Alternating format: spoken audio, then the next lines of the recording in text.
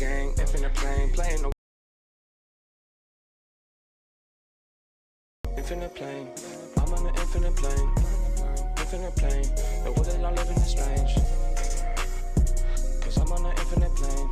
I'm doing different things. Yeah, I'm on an infinite plane. I'm on an infinite plane. I'm on an infinite plane. Stay with the infinite gang. Step on the street, pulling strings. But they can't follow the gang. I'm on the infinite plane. Infinite gang. Okay, we are live, November 15th, 2024. I wanted to start a little early today so that we can all watch the fight. And it's on Netflix, so it has to be real, right? And phones are immediately going to be open, so if you have anything, 505-510-4226, that is the complaint line. And it's also open for constructive criticism and debate on anything we talk about. And speaking of topics, anything we talk about, I have receipts. You go to minds.com/Infinite Plane Society, and I have links and receipts, screen grabs for everything. Oh, anyone wants that song? It's Infinite Gang by Neo Mode, Gucci Flip. I'll make sure I send it out as an MP3 if anybody wants it. One of our listeners who called in several times, and I don't even think we agreed on everything, but he stayed up all night and he mixed a lot of our conversation, his end, into a track, and he sent it to me for use into perpetuity.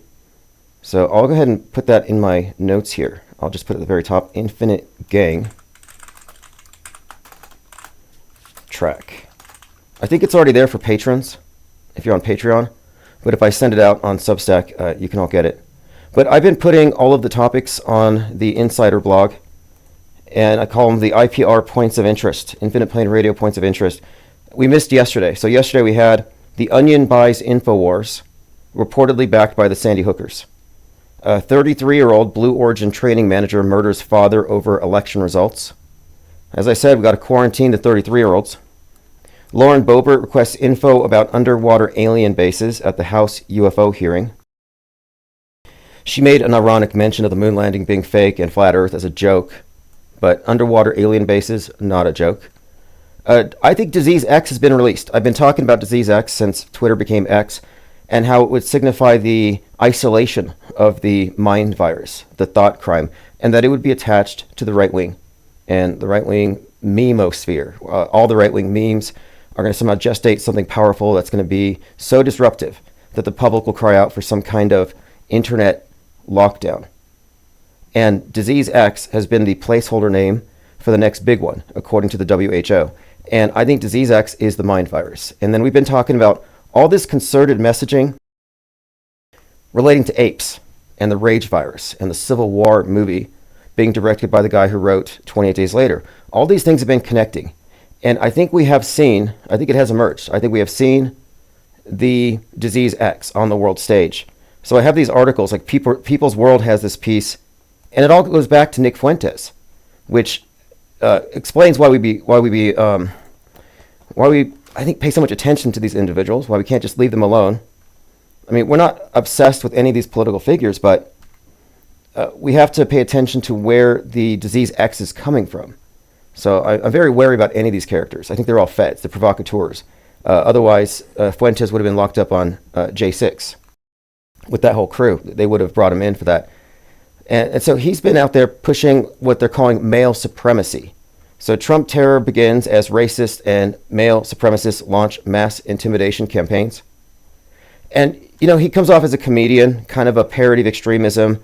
Nick Fuentes seems like a troll. He literally lives in his mother's basement. But his rhetoric went viral. It had to do with this, I think it was, your body's our choice. And some feminists went to his house. One of them rang his doorbell.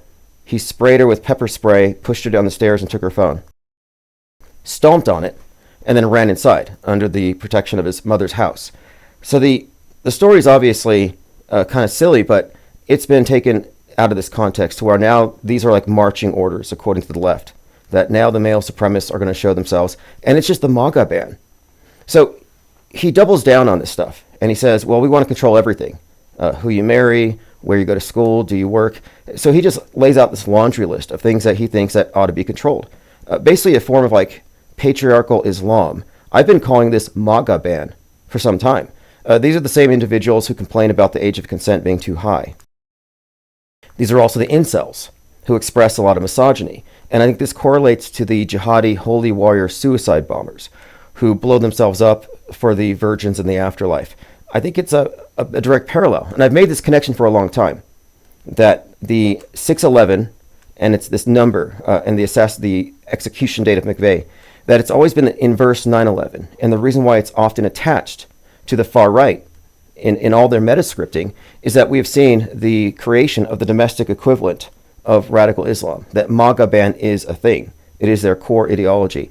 And again, 6/11, the inverse of 9/11, all kinds of symbolism which all suggest the internal domestic versus the alien threat. Remember, Trump was shot at 6/11. They had a moment of silence at 6/11, 84 days later. I mean, these are all little key terms when we're looking at the metascript and how we can analyze it. And it's been pretty consistent, the emergence of the MAGA ban. So we pretty much called it here. And why he's significant? Well, he's America first. And we had someone in our Gilded, I think it was Leo Pirate, connect America First, AF, which is another 1/6, January 6th reference, America First, to Arthur Fleck from The Joker. And he talked about how the disenfranchised groypers would be set loose on society, agents of chaos. And that may be the case. And we also have other instances of basically racism all over again. We've all heard this stuff, but now it's like this mind virus context puts a new light on it. So for example, and we'll go through all these things, and then I want to talk about, obviously, the fight. For example, there was some city council meeting, and during the council meeting, somebody had dropped the N-word, and he said some disparaging things about immigrants. And I think that this is being released on purpose. It's a form of agitation, manufactured outrage. I just got out of the Senate Judiciary Committee's hearing on my bill that would codify the weapons ban in the Michigan Capitol. And something really disturbing happened. A young man came up to testify in opposition of the bill, and he said the N-word, in addition to saying that the only reason we're passing this bill now is that Donald Trump won. So they're, again, going into, this is, again, I think manufactured, but this is controlled opposition at work. And we, in essence, hate white people. Okay, so we're all familiar with this character and these provocations, but it's not insignificant. And I'm looking how this is being picked up globally.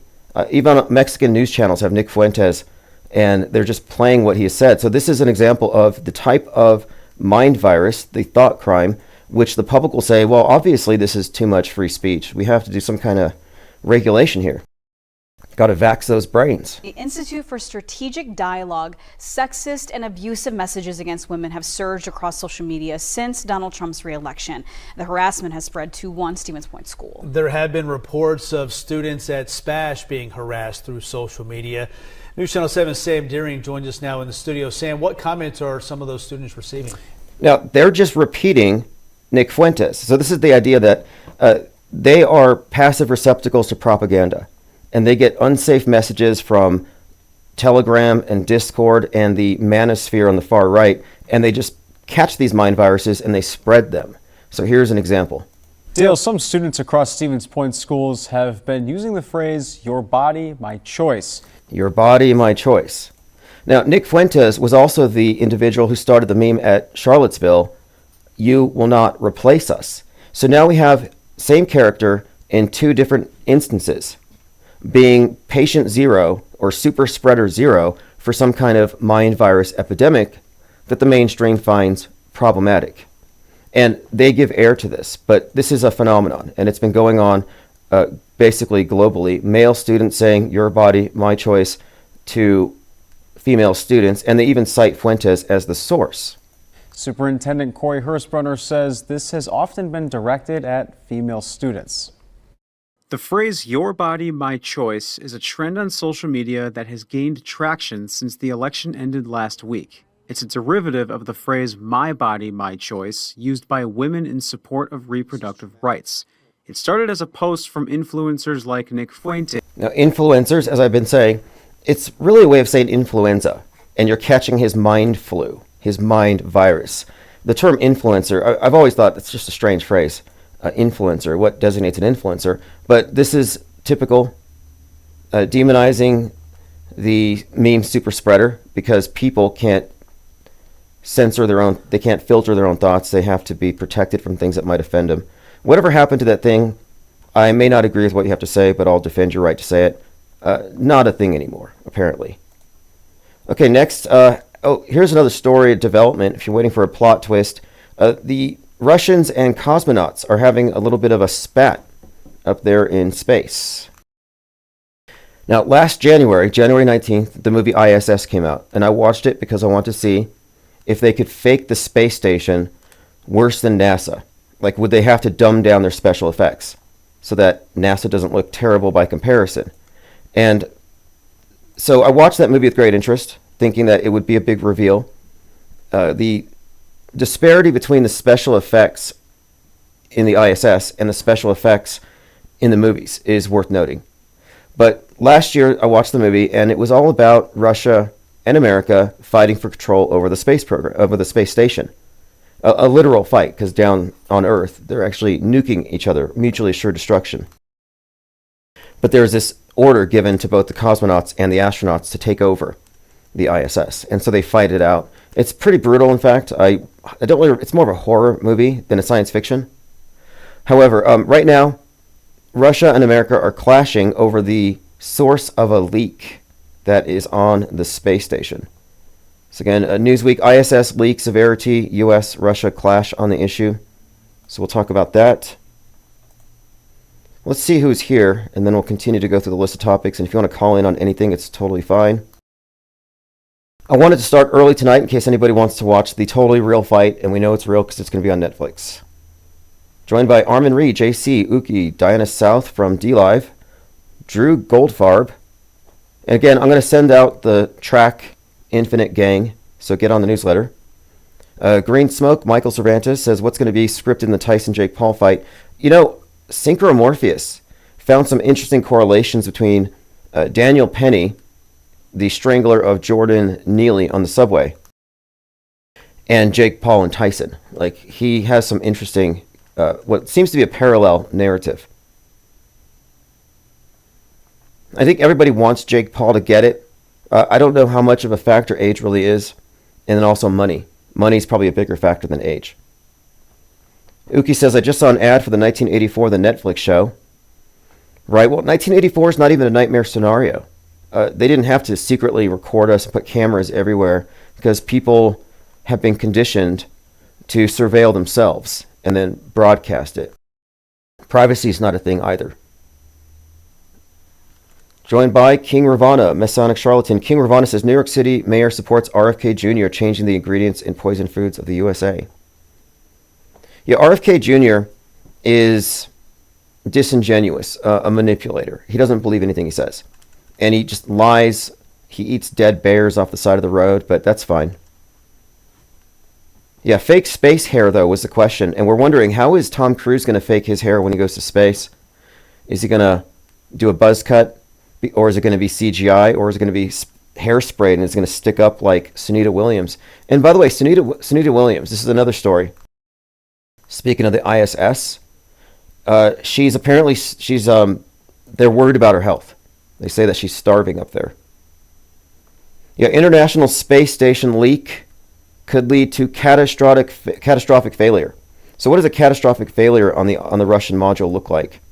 Well, apparently this leak is, I don't think it's even new. I remember they were fighting over who caused it. They were blaming each other, basically. They said some American astronaut was having some mental breakdown, and she had drilled a hole. They covered it up with their pinky at first. But yes, NASA and Roscosmos disagree on the cause and severity of an air leak in the Russian segment of the ISS, and they worry it could lead to a catastrophic failure.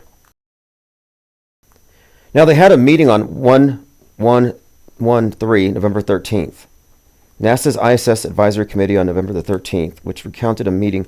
I just bring this up because a lot of the predictive programming for the space station falling has the number 113 attached to it, and I could show you many examples. And when I say predictive programming, I mean movies, but also like space junk emergencies. The space shuttle blew up at 1 minute, 13 seconds. Columbia blew up. It was the 113th shuttle launch. Russian engineers believe the cracks are caused by high cyclic fatigue from micro vibrations. Both agencies are in disagreement about what caused it. But anyway, it says that in September, NASA officials downplayed concerns about the leak. The leak is a cause for concern.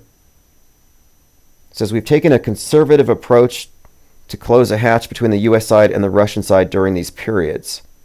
It's not a comfortable thing, but it's the best agreement between all the smart people on both sides, and it's something we have to live with. Okay, so just in case something goes wrong on the Russian side, they have a hatch. They have a barrier there. There has to be some kind of indicator. Predictive programming-wise, the movie was Russia versus America fighting for control.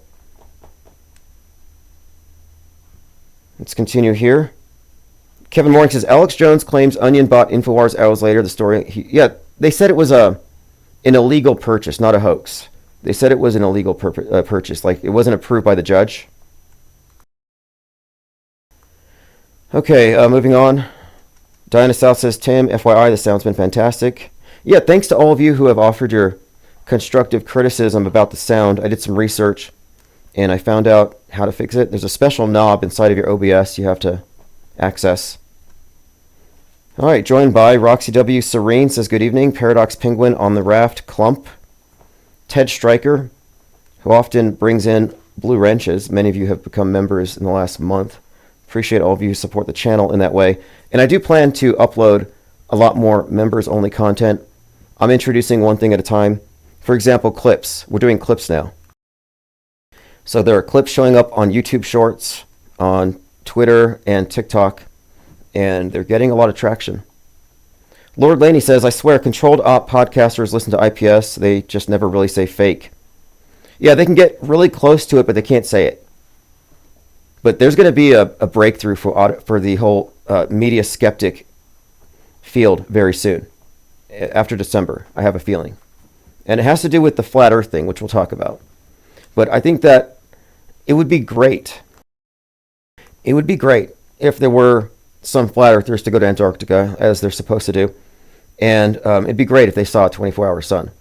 Because the question here has always been about worldview, how it's filtered, and the fact that what we have been shown has consistently been CGI, fakery, paintings, all kinds of chicanery, special effects.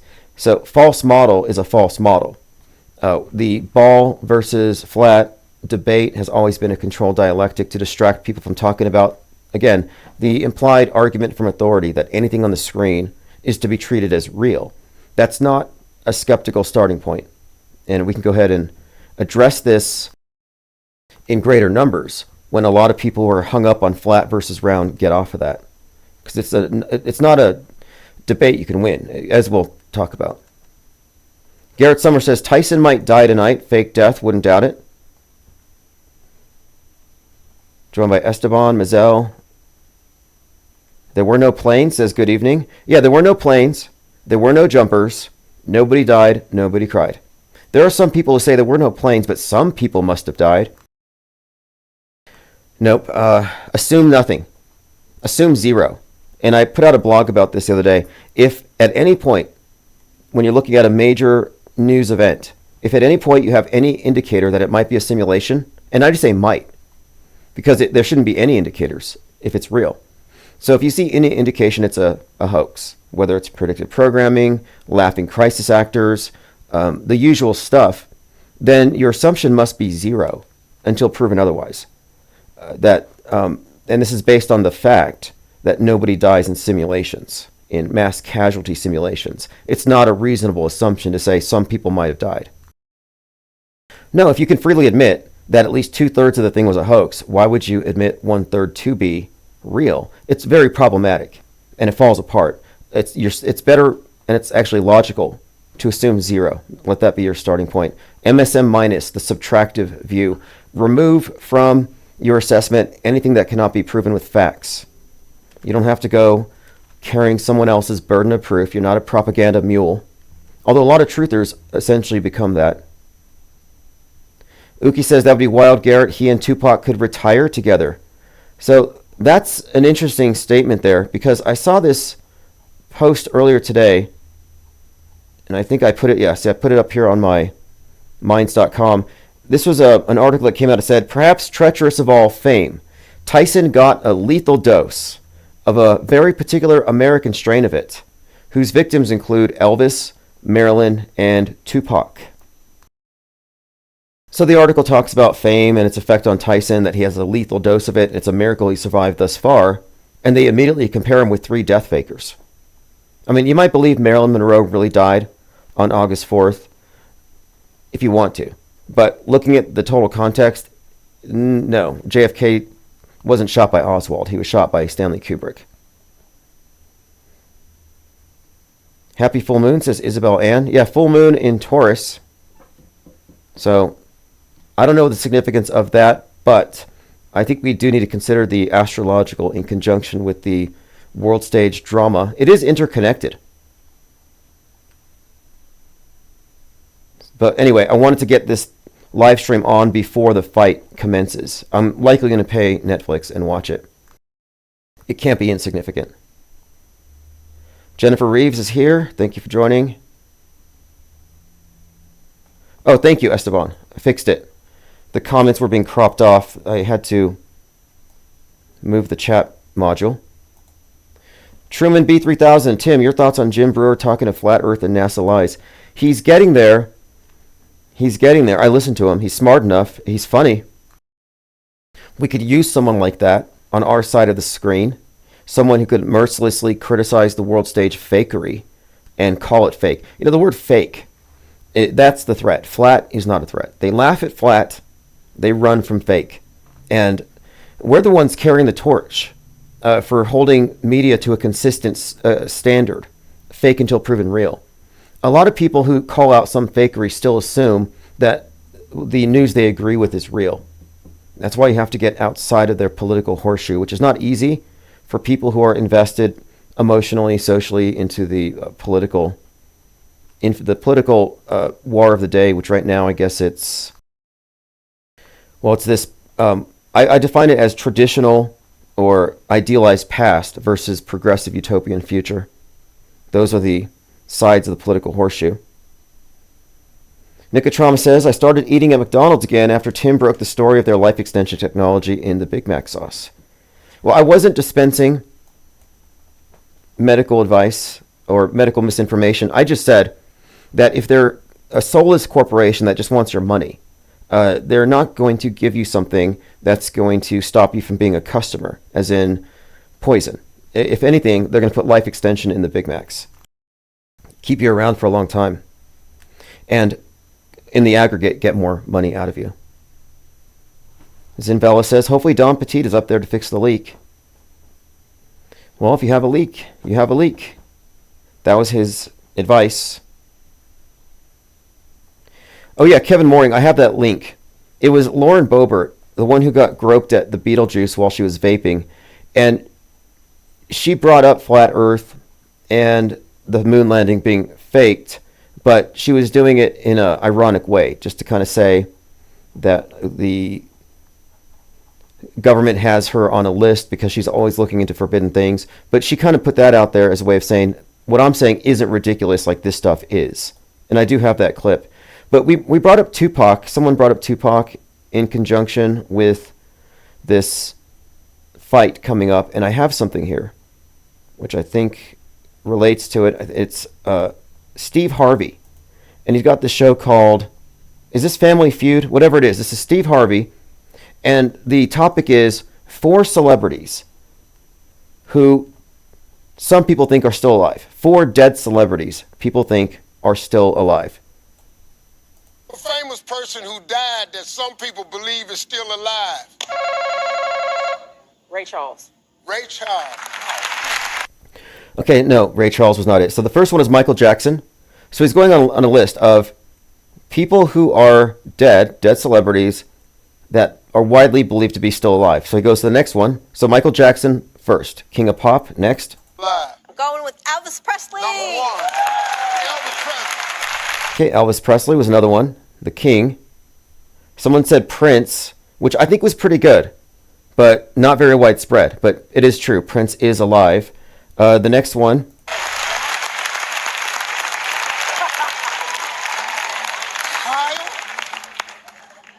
I am. Okay, Tupac. So he said Tupac. So we got Tupac, Elvis, Michael Jackson, and there's one more. The fourth dead celebrity that some people still think is alive. And you have this 24-year-old. And his answer, and he got it right. Here we go. The world. Zach, name a famous person who died that some people believe is still alive. I'm gonna go with JFK. He went with JFK, and he got it. That was the answer. JFK is somehow considered to be still alive, or believed to be still alive. And that sounds ridiculous, but there's an entire cult devoted to it. It's called QAnon. And Q is JFK. Some believe that Donald Trump is JFK in a costume. I mean, you can believe anything these days.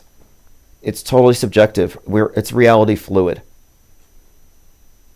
Okay, let us continue. We'll get into the Lauren Boebert thing. We talked about Musk's Starlink satellites falling to Earth. Again, it's all part of a build-up.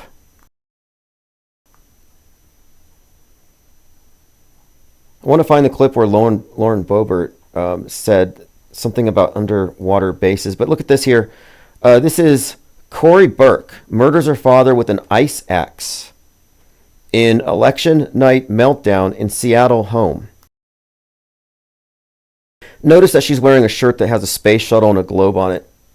You know, and of course, blue origin.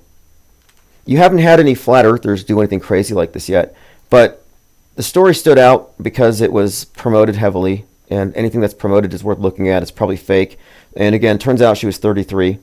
If they had taken my advice, that wouldn't have happened. 1/6 wouldn't have happened. The Onion wins Alex Jones's InfoWar. So I think that is real. I do have a clip from the CEO of the Onion. But right now, Jones is saying he got it back. I'm finding it harder and harder to care. Like, everything about InfoWars is always about how censored they are. It's all just this oppression narrative. It's like, you're not censored. You're acknowledged. See, there's all the censored content creators out there get a sort of indirect promotion that's greater than they would have had if they weren't being quote-unquote censored. It's like a marketing ploy. It's like getting swatted. David Pecker says JFK played the Jimmy Carter role. I've heard that one. Somewhat convincing. He's still around, and that would I think that was Dallas Goldbug who promoted that. David Peck says Tyson gets knocked out first round. Yeah, again, I don't know how stageable something like this is, but let's get into what Synchro Morpheus proposed here. So Synchro Morpheus had suggested that there's a parallel story going on right now with the Tyson, Paul, and the Daniel Penny narrative. So let me bring this up. Synchro Morpheus broke down the Daniel Penny Jordan Peele connections to Jordan Neely connections to the Jordan Peele movie Get Out. So the Jake Paul versus Mike Tyson fight was postponed. So it was going to happen months ago. So now it just happens to coincide with the Daniel Penny trial. Coincidence? So if you look here, you've got a comparison of the two. And there is a strong resemblance between the two. The bad tattoos, the hair, they do kind of look the same. Incidentally, the tattoo on Daniel Penny's chest is of Samson wrestling a lion. And now this is an interesting observation. You have Samson wrestling a lion, and then you have the picture of Daniel Penny strangling Jordan Neely. And I think Neely is kind of a reference to the George Floyd event.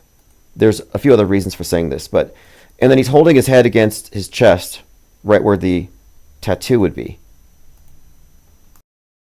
The connections between Daniel Penny and the movie Get Out are also worth looking through. Both of them, there's this character that looks like him, also a lacrosse player, and also strangles a black character. So there's a very strong parallel. Now here you have, after Mike Tyson had his toe stepped on, he slapped Jake Paul. And Jake Paul responded with, "Mike Tyson must die." And again, we just saw the article about the lethal dose of fame. And now we have this.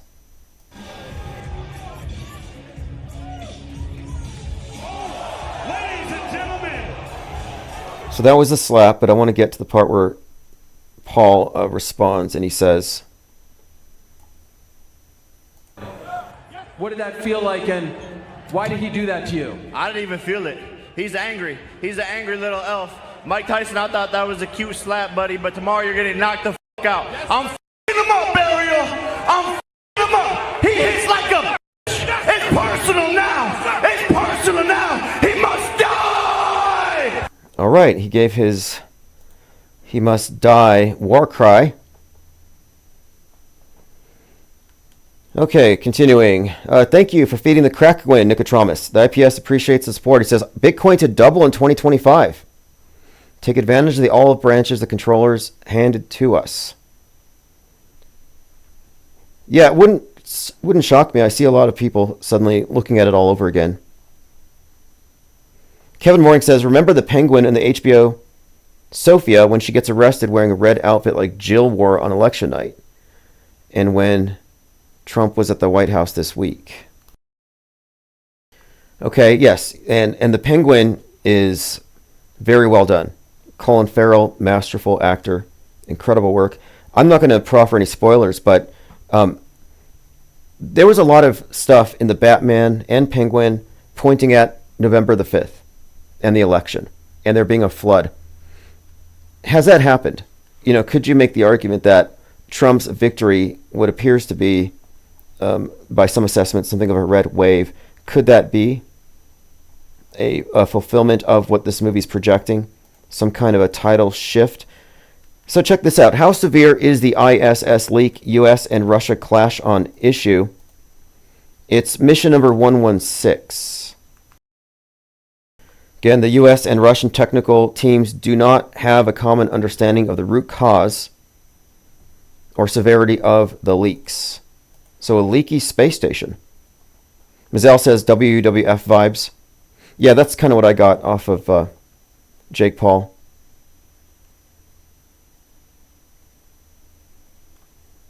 Okay, moving on. Messianic Charlatan says, there are so many junkies shooting dope in Manhattan subway stations that it half seems like a psyop. Except these are real junkies. Daytime, weekday junkies have been unleashed. Yeah, it could be a sort of, I would call it like lie hop, let it happen on purpose. Like there are some areas here where there does seem to be some kind of psychological warfare that does, in fact, involve real things, making real things worse through negligence or directing the chaos. Frank Murr says tonight's a supermoon as well. So we didn't see the Kraken burning down the screen. I just did a test on it. I don't know why it didn't show up. I'll have to fix it. Okay, continuing. Joined by Lucid Streams. Thank you for joining. We have a list of topics.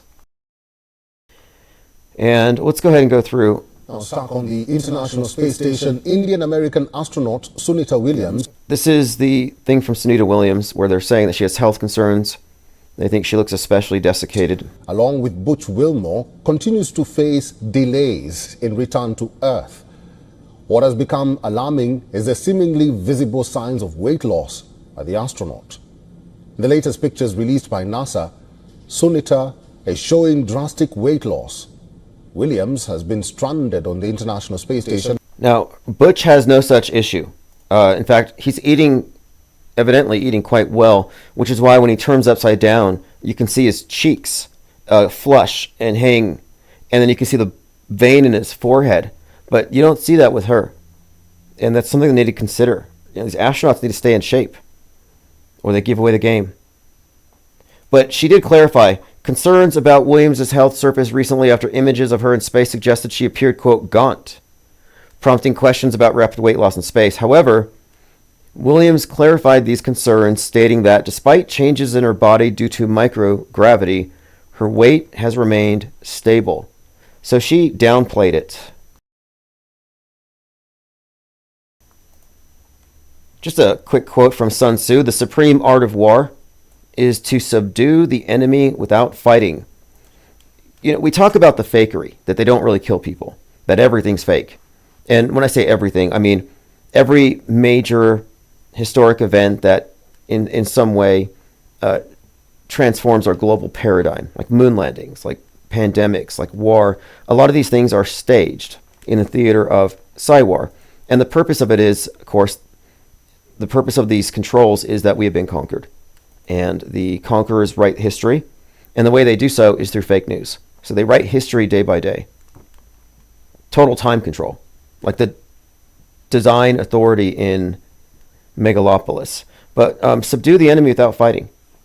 I think that's just an important point to consider here when we were talking about this system of what I call worldview warfare, but which is essentially about using the media itself as the primary weapon, the TV. Not the things on the TV, not the big scary mushroom cloud on the TV, but the TV itself. So Sylvester Stallone. Now this might be a tie-in because we're talking about boxing, we're talking about this fight. This might be a tie-in. So maybe you're seeing what I'm seeing here. Did Apollo, was his name Apollo Creed in... Yeah, this character. So he's in Rocky. And Sylvester Stallone is hanging out with Trump right now at Mar-a-Lago. Now, does Apollo Creed die? Like, what's the story here?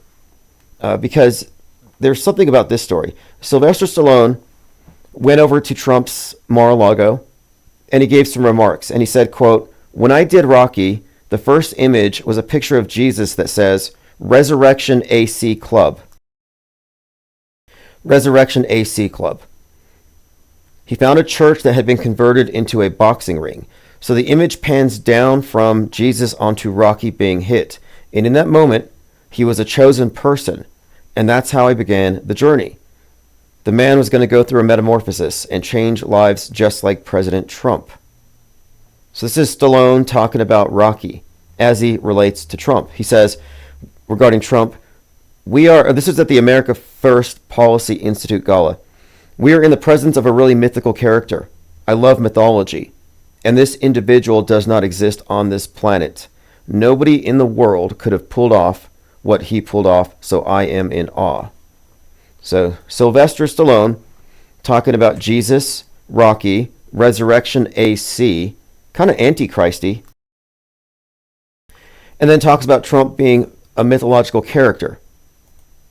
And this is all against the backdrop of the fight tonight between Jake Paul and Mike Tyson. President Donald Trump tweets Photoshop picture of himself as Rocky Balboa, and this was back in 2017. This is an old meme of Trump as Rocky, and it always stood out to some people as strange. You know, how are you connecting him with Rocky? But now you have Resurrection, and Resurrection AC, there's something like that. So I think there might be some kind of connection here. We'll continue to watch, but Kevin Morey says Tyson, Trump, WWF actors. Kevin says Tim Apollo wore the flag shorts like Trump's avatar.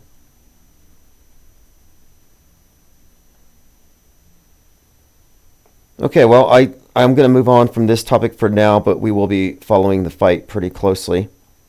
A Mexican news channel, Milenio, talks about Nick Fuentes and his Your Body, My Choice, and they air the clip. And, you know, he's been doxxed. People have been going to his house. He maced somebody. I don't know if they're going to press charges. But I've been talking about this for one reason. This is Disease X. And Disease X is an isolated mind virus that is so bad for the commons. Not just America, where we have high tolerance for free speech, but globally.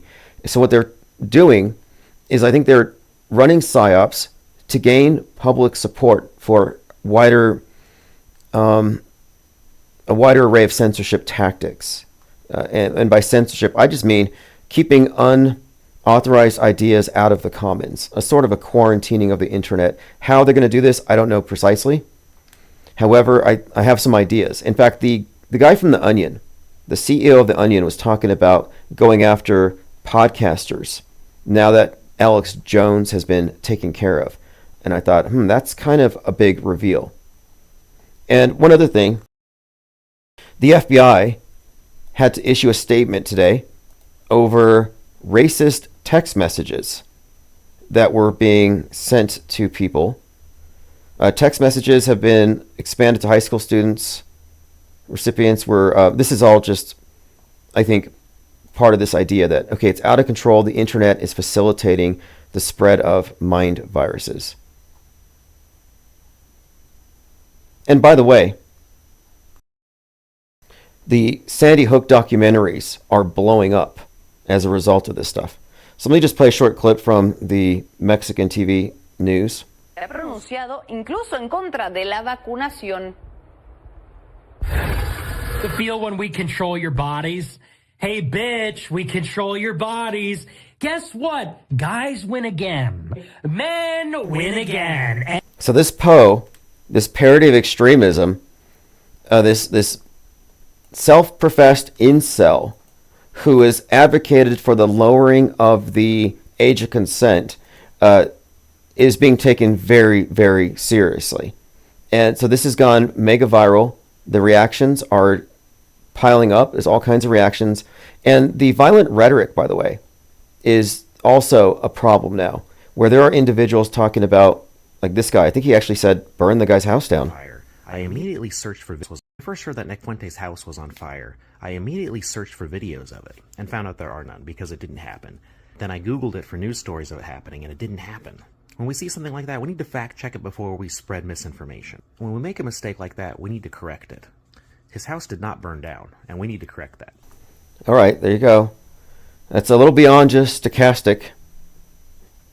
So here's Lauren Boebert talking about secret alien underwater bases. And I don't think this is a dumb topic. It's far more likely that the ocean is deep space. That if there is any kind of, quote, alien presence, it's more likely subterranean or beneath the ocean than up above. Whatever you think the shape of the world is, the outer space alien thing is not only it's nonsensical. I mean, if we have the solar system as they say, no, I think it's just too big. The economics of traveling across galaxies to visit some primates doesn't make sense. Although the other idea that they're already here makes a lot more sense. But let me go ahead and play this. Counts of UAPs emerging from or submerging into our water, which could indicate a base or presence beneath the ocean's surface. I don't know about a base, but as I mentioned, I had a different source entirely describe this pretty extraordinary footage that exists of orbs, of an orb coming out of the ocean and being met by another orb. Some would say that there's multiple hotspots where we see frequent activity. So in your investigations, have you come across any data or visual evidence like sonar readings or underwater footage of these UAPs? I have not beyond what's in the report. All right. Roxy says Nick Fuentes is being sarcastic, isn't he? He is and he isn't. Like comedians will say things with plausible deniability. Oh, I'm just a comedian. And he walks that line where he's funny in the same way as a comedian would be delivery-wise, but he's still carrying memes that he takes seriously. I think he's a provocateur. I don't think he really believes it, but his views are, in fact, representative of MAGA ban views, which are really just a remake of like a very patriarchal Islamic take on things. So even though he sounds like he's exaggerating, it is what we have been hearing being promulgated among the far right. And this is all over the place. Like Matt Walsh pulls over. I mean, he's got a wife and kids. He's got his family. But one day he just pulls over in his car and he angrily rants about how the age of consent is too high and women are getting away and they're going to college and getting jobs and becoming taxpayers. And that's bad. And they're not having enough babies. And then I hear the same thing from every single right-wing influencer. They're all saying the same thing. And that's because they're all interconnected. It's actually a concerted front. It's a unified front, controlled opposition movement, where I think they want to intentionally create the perception of this MAGA ban that must be stopped. Domestic violent extremism, but from within. Kevin Mooring says, I have the tweet from the principal that day. They were doing a drill. Alex has it. I've sent it years ago, so he was the first person to say it was fake AF. Nice. The problem with that event is that people look at that as though it's an anomaly. If you could talk about that, describe why you question it, you should also be able to say the same thing about Littleton, Parkland, about the one in Nashville, the one in the Charleston, where those 9 were shot in the church. Like, you should be looking at every single shooting event with the same set of criteria, the same level of skepticism. And I don't see that. And I find it to be confusing when someone like Wolfgang Helbig says that Parkland is real, or they look at these things as though they have to debunk it. It's like, no, the whole thing is, it's a forest of fakery, but they have you focus on one event to the exclusion of the others, so you don't get the big picture. So Alex Jones's job is to prevent you from seeing the big picture. He never talks about any other event. You know, if he was truly trying to overturn the psychological warfare entertainment complex, he would be burning down every fake event one after the other, using his platform to call out the fakery that would expose the conspiracy. It would actually show the inner workings of this thing. That it's not just actors and a small group of Democrats pulling off a hoax to fool the right-wing media and the world. No, this is actually coming from the very top. And it involves law enforcement, first responders, hospitals, coroners' offices. You got the Department of Homeland Security. These are simulations. They're not false flags. So conspiracy theorists like Alex Jones, and RFK even said this, they give you the false flag interpretation, which is fake. They say, oh, it was real, but it was antipsychotics that made him do it, SSRIs, antidepressants, which is their way of blaming the state. And it doesn't subtract anything. It accepts at face value this atrocity happened. So his job is to keep people thinking about second shooters and government black ops so they can take your guns. His job is to prevent you from seeing the forest of fakery. So again, that event, it's purposeless to talk about it if you're not willing to talk about it within the wider context. So New York Post has covered this. Women dox and vow revenge against Nick Fuentes. Even The View is talking about Nick Fuentes. Craziness, and that was said by Nick Fuentes on social media. I don't know who that is. He's a Nazi. Now, again, I bring him up because of his position. And some people say, well, nobody knows who he is. Are you sure about that? This was Ye's campaign manager, had dinner with Trump. He was the guy who started the "You Will Not Replace Us" movement. So he's not insignificant, and he's obviously a Fed. There's no other. This is not an organic character. Okay, let us continue here. Elon Musk is hiring for his Doge task force. So it is real. Department of Government Efficiency. Maybe he should look at NASA. A lot of money going into that. He could expose the fakery at NASA. Oh wait, no, he can't. So there was a podcast or a live stream called Here for the Truth of Space Busters. I've never seen Space Busters. But Lucid Streams had noted a comment that mentioned us. I love Steve, and Steve knows I'm one of his biggest fans, but Joel, watching you squirm around when Steve was talking about the Middle East drama actually being real and not a complete mutually beneficial hoax, IPS style, where both sides are in on it to milk the realm, was priceless. Squirm away. Yeah, exactly. All of these psyops necessarily involve both, quote, sides of the media. There's no meaningful distinction between InfoWars and CNN. I'm going to play this short clip. This is Trump and Biden hanging out in the White House. And there's something ominous about this. There's a crackling fire, but it's right behind Trump. Sort of like a scene right out of Devil's Advocate or something. Elect and former President, thank you. Donald, congratulations. Thank you. And Looking forward to having like we said, smooth transition. Do everything we can to make sure you're accommodated, what you need. And we're going to get a chance to talk about some of that today. So Good. Welcome Thank you back. very much. And thank you very much. And politics is tough. Now you see this, I'm just pointing it out, that he's positioned right here where he's in front of the fire and it's crackling. And there he is shaking Biden's hand. I don't think there are many accidents on the world stage. I think there's a message here. Not quite sure what it means, but it seems to be foreshadowing. Maybe a foreshadowing some impending plot twist. Isabel Ann says, the aliens are here, you can't see them, but we still need your biometrics to confirm you're human.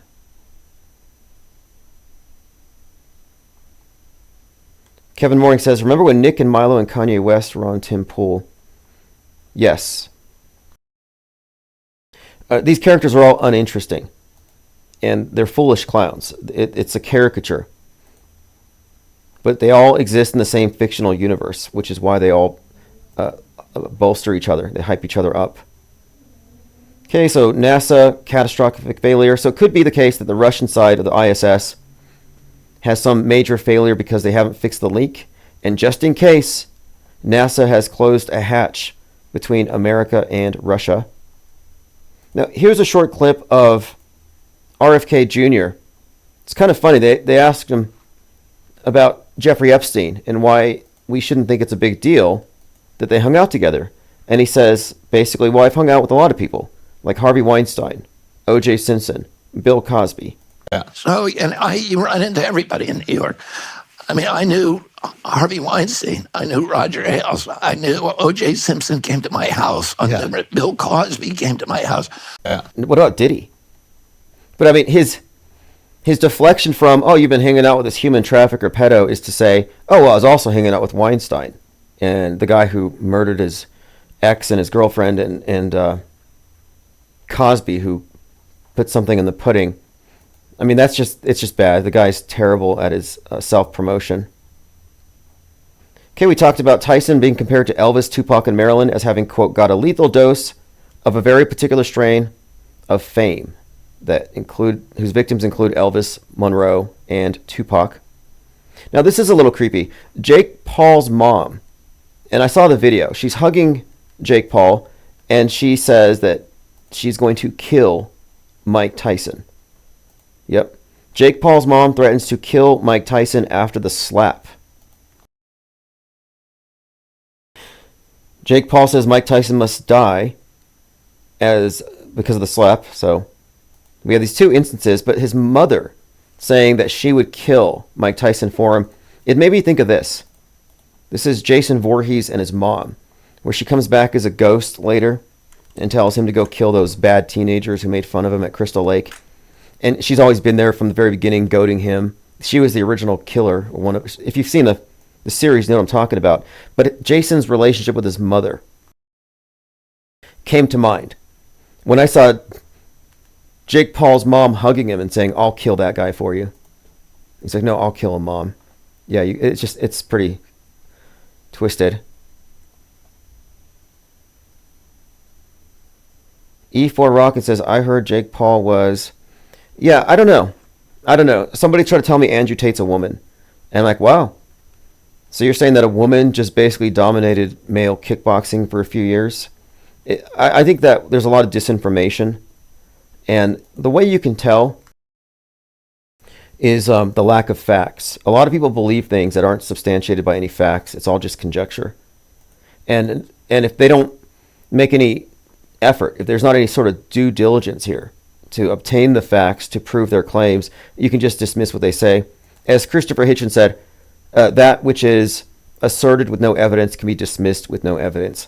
So all these claims that, Trump is a woman and all these things, it's like, come on, bring some evidence. You're not going to convince me that at 60 years old, he gave birth to Barron Trump. Like, come on, that's disinformation. We should be past that. Kevin Mooring says, crazy. If you look at the Tyson slap stage, it's Death Rose Colors, a.k.a. Pac.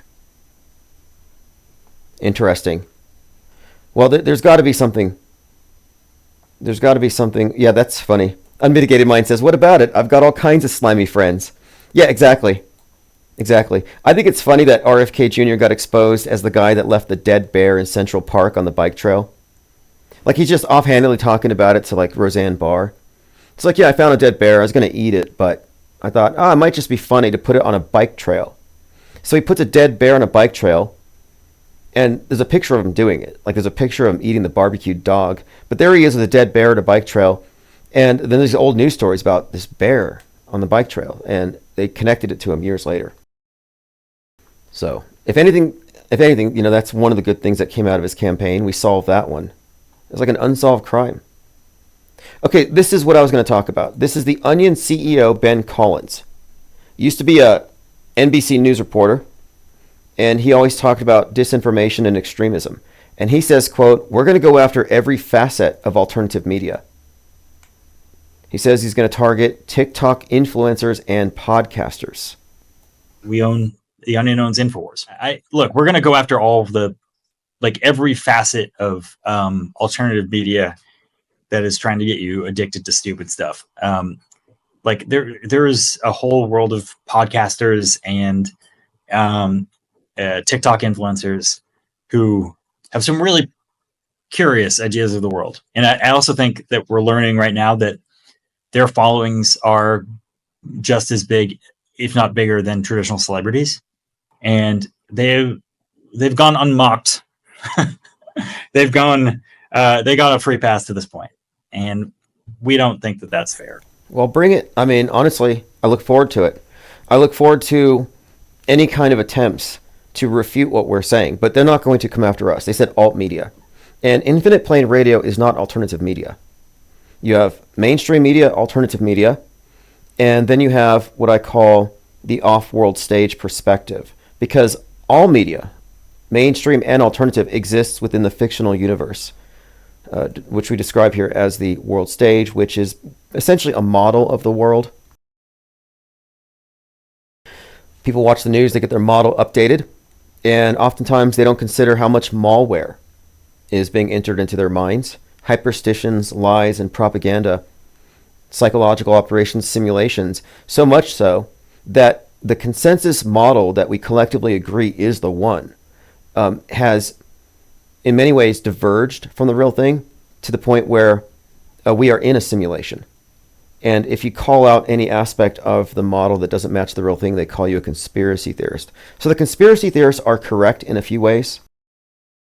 At least they know that they're being lied to. But they're wrong in their methodology. And the way I describe it is the mainstreamers are those who are watching the world with the screen right in front of them as something of a window to the world.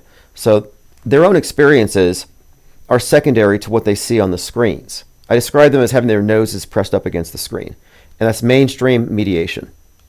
The people who go alternative media don't believe it. They think there's something wrong with what they're presented with, and so they question it. But the way they question it is they build onto it, what I call MSM plus.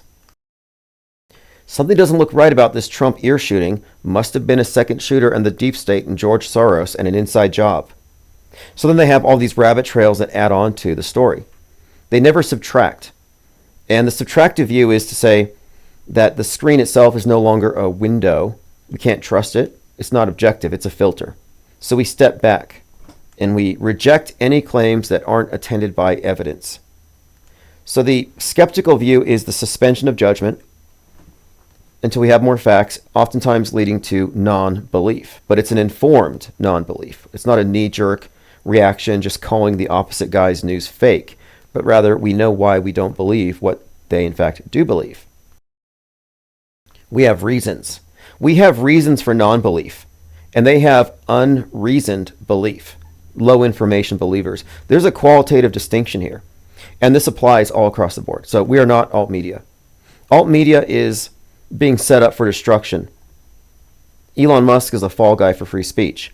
X is the vector for the mind virus, and he's part of the problem. He's the creator of it. He is the scapegoat. That's why you're also seeing a lot of bad press about SpaceX and how his Starlink satellites are ruining the night sky for astronomers, how they're falling down. And that, of course, is the correlation between mind junk and space junk, which is one individual, too much money, who advocates, capitalism, who embodies this system, is a threat as an individual to the commons. Kind of like one individual has a bowl of bat soup that hasn't been heated properly. He gets sick and he spreads the virus to the whole world. So one individual can destroy the collective. Well, Musk is going to destroy the collective, cyberspace, and low Earth orbit, outer space. So this is all a big psyop, if you ask me. All these various attempts at censorship, it's all part of this worldview curation. They want to reduce the number of content, not necessarily reduce content creators, but they want to minimize those who don't communicate from within the box. Like, if you're in the box, it doesn't matter if you say something that's accurate factually. Like, there are many people who say that Trump faked, they call it blue anon, like QAnon. There's like a left-wing version of conspiracy theorists. They call themselves blue anon because they're anonymously talking about these things. And they think Trump staged his ear piercing by the AR-15. However, they also think he's a murderer because they think that the death of the fireman was real. So they have the right answer with the ear thing, but they think the other thing is real. So that's what I mean by saying, since they're in the box and their base assumption is that it's real until proven fake, they will never arrive at the right answer. And you can't prove the fireman's death was fake because you don't have anything to look at. You just accept it on faith. You'd be tasked with proving a negative when the burden of proof should have shifted the instant you discern the ear was fake. That's why I say assume nothing. Whenever there's, especially a bloody guardrail, whenever there's a death toll, if there's any indication of a hoax, it is all there for a hoax. And there are many reasons why, which we will talk about.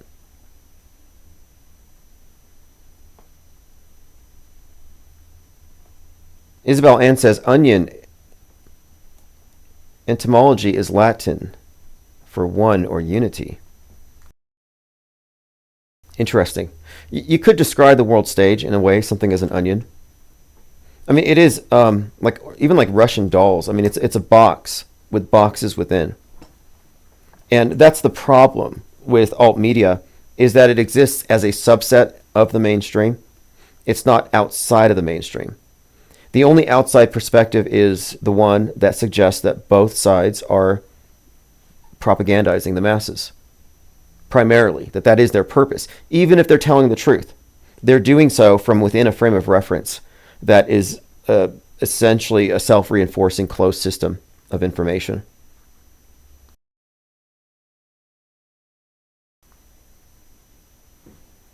Okay, let's continue. So that's the Onion CEO talking about going after podcasters and TikTok influencers.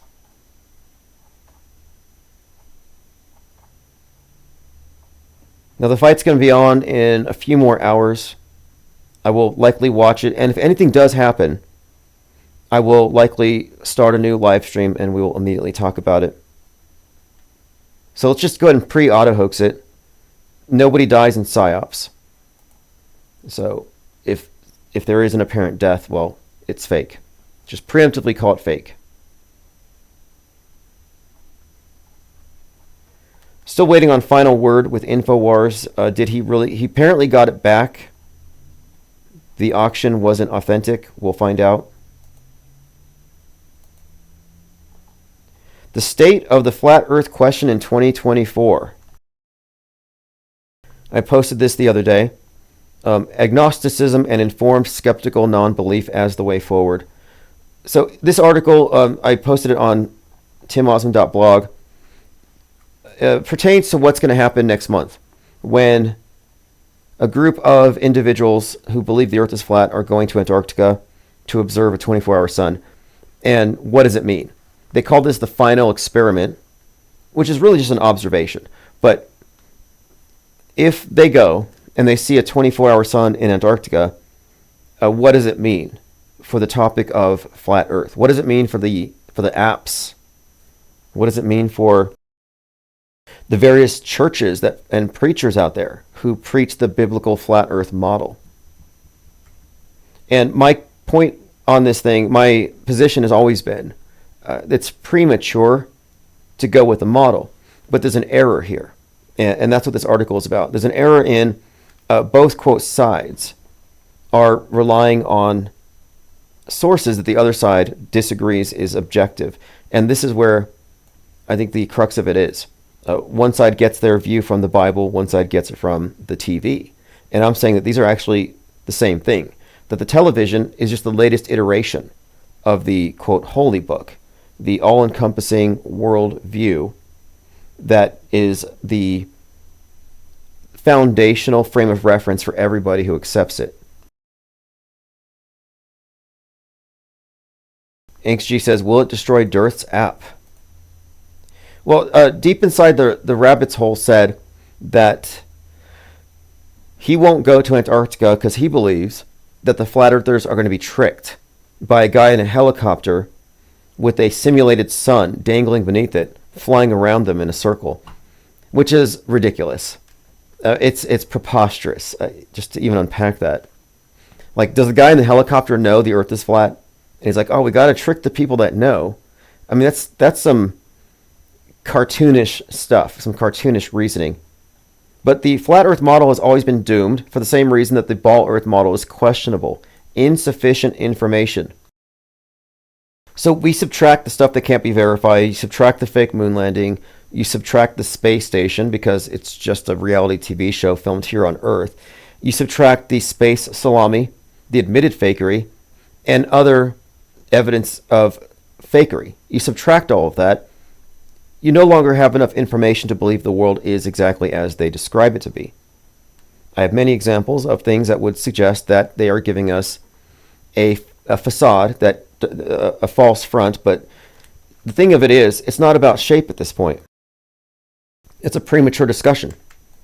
At this point, the difference is the ball Earth model is accompanied by questionable evidence from a dubious agency, NASA, and the flat Earth model lacks information, which they fill in with Bible verses and religious myths, which isn't information. It's not evidence. So this is why this is an engineered dichotomy, in my opinion. The cosmography defined by traditional belief systems rooted in traditional religious paradigms, or the modern religion of mass media with its faith in science. The popular flat Earth debaters are Bible believers, which is a red flag for me, because they're anti-science, and anti-science will not arrive at the truth. Science is, properly described, it's a methodology. It's about testing claims that are falsifiable if new information arrives that debunks them. And if you are not willing to go to Antarctica to test your own model, then you've stepped outside of science and you've entered into a belief system. And that's kind of why I'm saying that it's an important development that we have this trip to Antarctica, which may likely provide a 24-hour sun. Now, if they do, so just hypothetically, flat earthers go down deep, deep south, hanging out with the penguins, and they see the sun, and it's up for 24 hours. What does that mean? It doesn't mean, we'll start with what it doesn't mean. It doesn't mean that NASA's been telling the truth. It doesn't mean the moon landing's real. It doesn't make the space station real. It doesn't make SpaceX real. It doesn't validate special effects. So this conversation has been stagnant between two poles representing tradition and progressivism, literal belief in mass media provided versions of things versus a faith-based religious construct. So you have an untested flat earth model with a lot of faith holding it up, and then you have the globe model, which is only tested by these agencies who provide us with crap special effects. So none of them can be trusted. Neither can be trusted. And just because one is debunked doesn't mean the other's true. NASA's presentations are fake doesn't mean the Earth is a disk with a dome over it as per Bible, nor does it validate Christianity. It doesn't mean that all of the claims of Christianity are now valid. No, it doesn't mean that. So there is a third option, and this is where the conversation will have to go. From day one, the IPS has said, and this has been our position, that's what Infinite Plane Society's title comes from, that both of these models are premature. That the shape is a red herring to distract us from the topic of how we get our worldview. Do we get it from dusty old holy books or the black monolith, ubiquitous screen with its projections. And my answer has been both sides need more information. This leads us to reject the flat earth and the establishment's blue marble concepts. So it's about two worldviews. One is filtered through old media. One is filtered through modern mass media. And just for the record, the IPS got behind Mad Mike Hughes, and he called me up. You can read about it in the New Yorker. The article is called "Looking for Life on Flat Earth." This is in 2018, "Looking for Life on Flat Earth," where Mad Mike Hughes called into the podcast. And at the time, we used to have 400, 500 live listeners. It says, this is from the New Yorker. In 2017, he called the Infinite Plane Society a live stream YouTube channel that discusses the Earth's flatness and other matters to announce his ambitions and ask for the community's endorsement. So he had a plan, as it describes here, to launch a rocket from a balloon, a raccoon, and go 70 miles up. So we were behind that. We were also behind a group called Exploring Again, who had an Antarctic expedition planned for 2020, even sooner, in fact. It didn't happen for several reasons, but we have always been advocating more information, exploration. So if the spinning ball Earth does end up being the actual situation, it doesn't make the news real, doesn't make all the school shootings real, and it doesn't make space travel real. As of right now, we can unequivocally state that space travel is still only supported by science fiction and special effects. Space junk is still a psyop. Low Earth orbit? Well, there's nothing in low Earth orbit if such a place exists. The existence of the space program globally only presents us with conspiracy by all governments to keep the collective of all mankind in a controlled paradigm. I recently reviewed that movie, Fly Me to the Moon. Fly Me to the Moon reveals in a rom-com that the government faked the moon landing to trick the Russians to win the space race, to assert the power of capitalism over communism, but it was a propaganda war. And what I'll emphasize is that that's true. Apollo 11 was a propaganda victory. But the moon landings were not faked by Russia to fool the Russians. They were faked to fool mankind. And Russia is in on it, as are all the other countries supposedly antagonistic toward one another here on the Earth. And to reiterate, the space program's purpose, its true purpose, is not to travel to distant paradises, but it's to control the space between our ears. The space program's purpose is to control your inner space. And finally, only by seeking and finding more information can we arrive at a model. This means more information outside of what the space agencies provide, certainly outside of religious literature. But this isn't information that we can just gather open source, can't just Google it. So I'm glad that someone's going deep south. Somebody still needs to go to the North Pole, debunk Mount Meru, or take a picture of it, circumvent this supposed 33-mile circumference black rock at the center of it all. According to Mercator, the Mercator projection, in a letter he wrote to his BFF, John D. Okay, so one more thing. The 24-hour sun may validate a ball model, but it in no way validates space fakery. And it's notable that all pro-globe debaters, without exception, all of them, Fight the Flat Earth, Simon Dan, McToon, they're all 100% true believers in the fake news. None of them exhibit any skepticism toward fake news. Of course, they don't believe in the conspiracy theories. They hate, or rather disbelieve in alternative news. But they're all in the box. They don't acknowledge, I'm not saying they don't believe in, because these things exist. They don't acknowledge the existence of psychological operations in mainstream news. They don't acknowledge the significance of fake news or the fakery. Another reason why those debates are pointless. You're talking to people who are reality compromised at best. So to recap, if Earth is a ball, 1, we haven't seen a picture of it. 2, orbiting satellites still aren't real, and this includes the space stations. 3, space travel still has not been demonstrated to exist. 4, there's a collusion between government and media globally to present a facade that may or may not comport with the real thing. They may be hiding more land, for example. Within the scope of the globe, maybe it's not as much water as they say. Maybe they're hiding something in that respect. They're hiding Atlantis with shitty special effects. 5, the question round or flat should be replaced with open or closed. This would reveal that we live in a closed informational system. And until we confront the mental terrain and how we acquire this internal map of the world, the shape is futile to speculate about. Again, that's my article here. The State of the Flat Earth Question in 2024.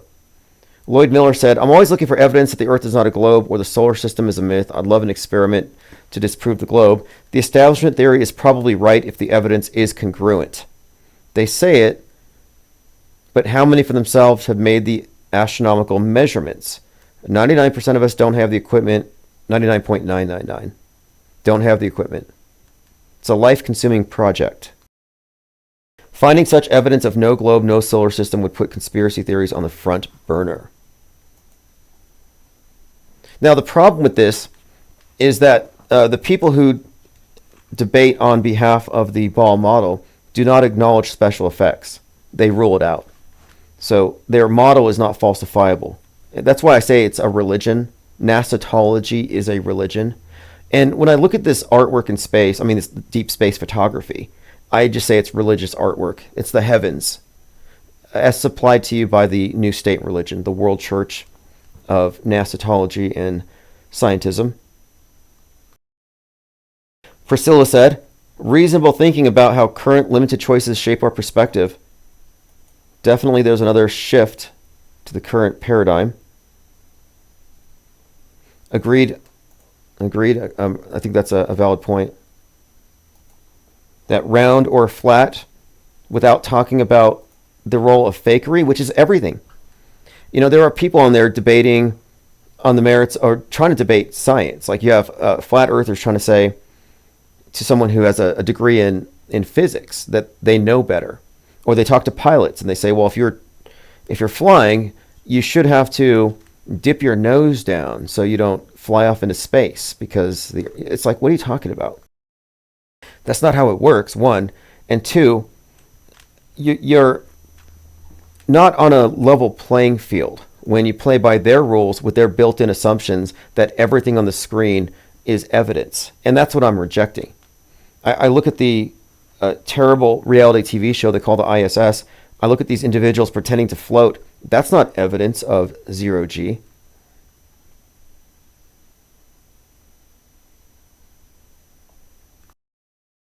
Nicotroma says, InfoWars is a major split in society and the biggest guardrail to protect the myriad of lies in our realm. I don't see it going anywhere. Yeah, no way. It's all just drama. I mean, nobody cared. It got auctioned off. Nobody cared. So now Alex Jones goes back in the office carrying a sink, imitating Musk walking into Twitter, saying that he got it back, and I don't think anybody really cares. I personally don't know anyone who follows that stuff unironically or for the purposes of informing themselves about the political horseshoe and what ideas are being promulgated. I look at it from that perspective, like a essentially media analyst, and I don't look at them as separate from CNN. It's just the biggest pipeline for the controlled opposition talking points. But you're supposed to see his persecution as evidence that he's right and they're trying to shut him up. It's very basic, and I'm actually kind of tired of it. We're joined by Thirst for Truth. Thank you for joining. Lucid Stream says, my friend went to Antarctica, did a job as a builder. They got picked up from Christchurch by the Army. 24-hour sun.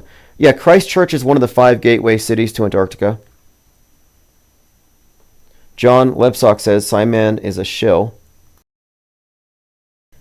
Well, just so you know this, let's say they go and they present a 24-hour sun.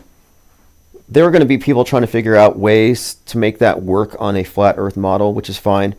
But if you're not going to go out there, it's just speculation. The more pressing issue is, I think the more pressing question is open or closed system, because we have to expose the closed system, the false model, the model as such. That's the problem here. The Matrix is in your mind. You know, the Matrix movie describes this simulation. And yeah, we are in a simulation. And it's the mistaking of, the conflating of your internal model with the real thing, which is generally not a bad thing. These should be congruent.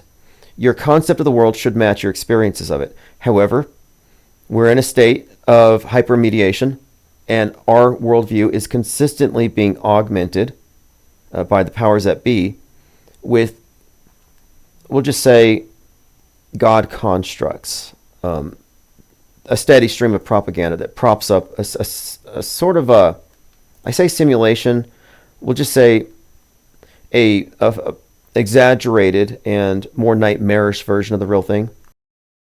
Like in my world, space junk's not a threat. In my world, I'm not afraid of nukes. I'm not a xenophobe, for example. But if I was a true believer in Fox or even just InfoWars, I'd be xenophobic if I truly believe this stuff. I'd be wearing masks and a tinfoil hat. Nicotrama says, I'm watching Netflix now, crappy fights, that's why MMA is popular. Yeah, they're not expected to hit the stage for a couple more hours. But I knew a lot of you would want to see it, and I want to see it because of the connections with Rocky and Daniel Penny. So we talked about disease X spreading wider, this time taking on the trappings of toxic masculinity, which all ties into Andrew Tate, who's also a construct, likely a fake character. Andrew Tate is the villain in the movie called Speak No Evil. And the cover art for Speak No Evil, and again, the actor who portrayed the antagonist said that he based his character on Andrew Tate. And they had no idea that when the movie came out, that Andrew Tate would be under house arrest and all these crimes would be revealed. But consider this too. Speak No Evil is saying don't spread mind viruses. Don't spread toxic masculinity. Don't spread sexist memes like Nick Fuentes. So I think there's a double meaning here, and it has the sign of silence. Like I saw the same thing with The Mask. When The Mask came out, I said, okay, this is going to be foreshadowing a new era of censorship. And I think Speak No Evil, as far as the metascript goes, is conveying this idea of, again, Sylvester Stallone introduced Trump at a conference today, and there seemed to be a little height difference between them, says Angst G. Yeah, we actually talked about that. We talked about the talk because he was comparing indirectly, I'd say, he was comparing Donald Trump to Jesus Christ and made reference to resurrection. I'm going to pull that up again.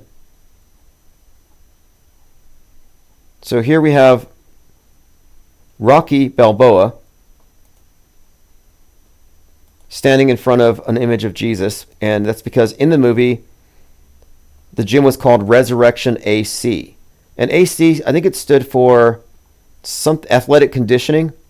I think it stands for Antichrist. But Resurrection AC, there's Jesus, there's Rocky, the sun is shining on him. So this is some obvious religious iconography. And in his speech, where he's talking about Donald Trump, and again, Donald Trump used to share images of himself as Rocky. This is back in 2017. But in his speech there, this is what Rocky said, what Stallone said. When I did Rocky, the first image was Jesus that says Resurrection AC. The image pans down to Rocky being hit at that moment. He was a chosen person, and he went through a metamorphosis and changed lives just like President Trump. And then regarding Trump, he said, we are in the presence of a mythical character. And I agree. Trump is a historic personage. He's an amalgamation of a lot of different characteristics, traits. He's a mashup. He's a Frankenstein's monster. Donald Trump is a real breathing flesh and blood person, but he's portraying a role, a mold. There's a character that was there that existed before he did. It's not a stretch. We can provide examples of predictive programming for Trump on the world stage as early as 1958 or 1898 if you want to go back to the Ingersoll Lockwood series. He's a prophesied character in a sense. But these are prophecies within the fictional universe of the mainstream mediated worldview, the worldview monopoly of the power elite, the ones who write our history. I described the fake news as history telling, because the fake news which goes unchallenged becomes history. But anyway, Stallone says, we're in the presence of a mythical character. I love mythology, and this individual does not exist on this planet. Nobody in the world could have pulled off what he pulled off, so I'm in awe. Well, you're right about that. He didn't pull it off. He didn't really get shot. He is a mythical character. Like, that is a factual statement. AC, Apollo Creed says Messianic charlatan. Not bad. So I'm asking, is there a connection with this Logan Paul versus Tyson fight and Apollo Creed?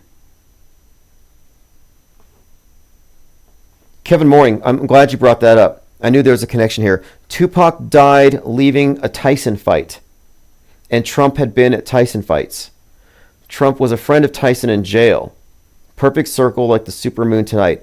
So I knew there was a connection with Tupac and Tyson, and Trump and Tyson. And that now we have this article that, again, it just came out talking about how perhaps most treacherous of all is fame. Tyson got a lethal dose of a very particular American strain of it, whose victims include Elvis and Tupac and Marilyn. Messianic Charlatan says Rocky's a religious story about Jesus the Rock dethroning the pagan Apollo. Yeah, that makes sense. I was looking this up today, and I found a Catholic website describing the religious aspects of it. And this is not insignificant. These are not just random aspects to the movies. Like, it's meta-scripting at its finest.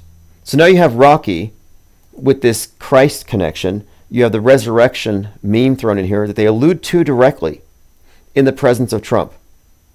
So you have Trump indirectly being compared to, of course, Jesus, and then the resurrection AC thing, which is why I said Antichrist. Phil Blank says, I'm watching from X. Let's look at our numbers. Our numbers have been improving, by the way. So thanks all of you. And I do want to be more consistent. I'm trying not to divide my time as much as I have been lately on other projects. Okay, so let's see here. We've got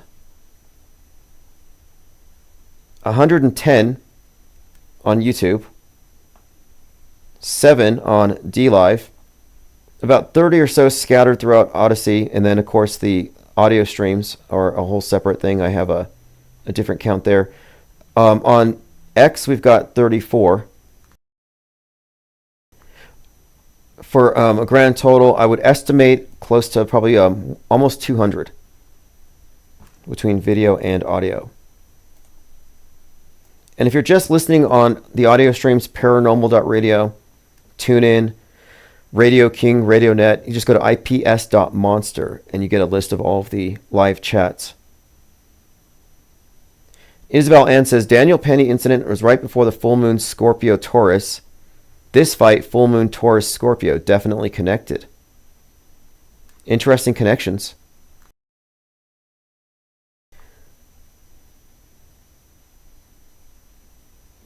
The Frugal Snowbird says, sorry, I'm late. Well, I was actually starting early because of the fight. And we're just kind of looking at the fights, concurrent programming-wise, what's happening parallel narratives. And Seeker of Morpheus has drawn attention to the Daniel Penny, Jordan Neely death and this fight, the death threats, Tyson has to die, his mom saying she's going to kill Tyson, and then this idea of Tyson dying like Tupac or being infected with a lethal dose of fame, and then correlating this with Rocky Balboa speaking at an event where Trump is, comparing Trump to Jesus with this death resurrection theme. So what's going on here? Messianic Charlatan says Stallone is even supposed to be an immortal clone of some religious figure, maybe a medieval pope or something. I have not heard that. I'll look into it. I mean, he's fairly well represented in predictive programming, like, was it Judge Drito? Now, what was that one? A Demolition Man. Demolition Man had a number of aspects that were totally 2020. The quarantine cities, social distancing. There was the no contact. That was pretty big. It was like they had no toilet paper. In fact, let me pull that up. So because we're talking about Sylvester Stallone and how all these individuals are, these high-profile individuals are connected with the Metascript. And Metascript is essentially my way of describing their design for history as it will be performed and then recorded. And it is performed in the theater of Psywar. I compare it to a never-ending reality TV show. So let's look at Demolition Man and the parallels between 2020. 5 ways Demolition Man predicted life after C-19. Stallone fans are convinced Demolition Man has, quote, eerie, there's that word again, eerie parallels. Right, so in that one, people are doing elbow bumps instead of handshakes.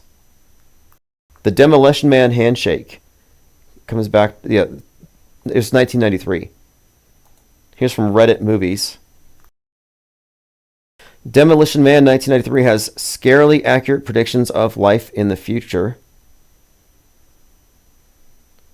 I'm not going to go through all of them, but I'm just pointing out that he is one of these Metascript world stage actors, and it makes perfect sense that, see these actors, when they show up in an event, they bring with them their entire body of work. Sort of like when you meet somebody, you see them at a store, you cross them somewhere, and you have their entire back catalog of associated memories that you've shared together that is included when this person shows up. You may not think about everything you went through, but it's there. And when these world stage actors come out, the various roles they have played are called to mind. And I can prove this now. After 7/13, Robert De Niro, if you remember, Robert De Niro was hanging around the Trump courthouse, and we were talking about how Robert De Niro is associated with multiple examples of predictive programming for Trump's shooting, specifically in the movie Machete. Well, I went back to look at the scene in Machete that has the ear wound, the guy getting shot during a xenophobic speech. It's 100% connected. But when I went there, I noted a lot of people went to that scene immediately after the shooting. One guy had said, this was Trump's point of view 30 minutes ago.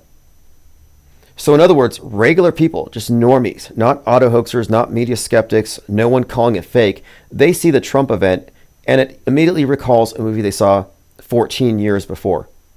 So that just shows you the power of association and the association of planted bits of foreshadowing or predictive programming with future news events that they relate to is intentional. This is the intentional synchronization of the realm of entertainment with future news, aka fake history.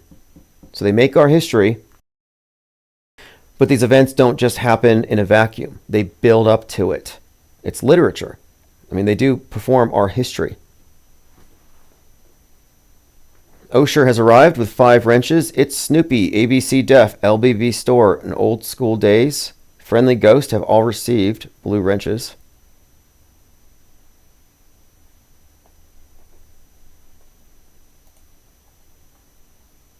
And I think this is something that we should just kind of reiterate once in a while, that predictive programming is actually foreshadowing. It's a literary technique. And the literature that we're talking about, that we're describing, is the script that constitutes history. And it's the script that describes what we're going to live through in advance, and they act out various major events as simulations. A movie is a simulation. A mass casualty drill is a simulation. And the movie simulations are no different than the simulations they perform on the news. It's just a context thing. And that compartmentalization is what maintains the spell itself. Because they use the entertainment media, it's comics, it's books, it's movies, it's everything, in order to plant seeds, to put things into your frame of reference that shouldn't be there, in order to reinforce the paradigm, in order to make whatever happens next seem like a logical follow-up to what just happened before. It creates this sort of expectation. And people look at predictive programming and they notice it and they call it eerie coincidences. And truthers have notoriously taken this line, it's basically a red herring, and they've clung to it. And they're always quick to say, this is the result of dark occultists trying to absolve themselves of karmic debt for bad things they're going to do. So they have these bad explanations, and I keep calling it out. It's like, look, we can drop that. We know now that predictive programming is a form of advertising. It's a propaganda technique. It's nothing to mystify. You're not given insights into the simulation and the matrix. You're not seeing through anything on that level. It's a psychological warfare game. It's a mind game. And if you can unpack that, if you can see the worldview as separate from your lived experience, if you can separate the map from the territory, you can step out of their dream world. Like, it's a dream world. The Matrix is a dream world where you are mistaking the augmentations, the superstitions, and the mere beliefs for the actual thing. And for most people, they don't run into cognitive dissonance because everything is so well reinforced. You're never going to be contradicted. If you're a true believer, the mainstream media is always going to reinforce what you believe, and they're going to attack those who promote alternative views, and they will never acknowledge those who call it fake. And this gives us a very strong advantage. We have an advantage over alt media and all of their pundits. We have this distinct advantage of being aware of the psy war itself. It's not good enough to only know about occasional psyops and then call out the obvious ones. If you can't put them into the bigger context, then you're never going to see the truth. And we have stepped outside of their forest of fakery, and we're able to see everything accurately in its proper context. So we're not confused. And I had to raise the point about assuming nothing, assuming zero deaths on anything, mass shooting, terror attacks. If it seems to be fake, if it has a lot of coverage and it seems to be scripted, you should assume zero until proven otherwise. The burden of proof is not yours at the first indication of fakery.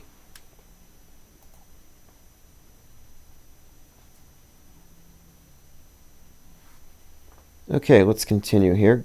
Breaking: Donald Trump is he's planning to fire U.S. attorneys prosecuting Diddy. Is Trump going to get Diddy out? Probably. It would be very on brand. I mean, really, he is the snake that he warned everyone about.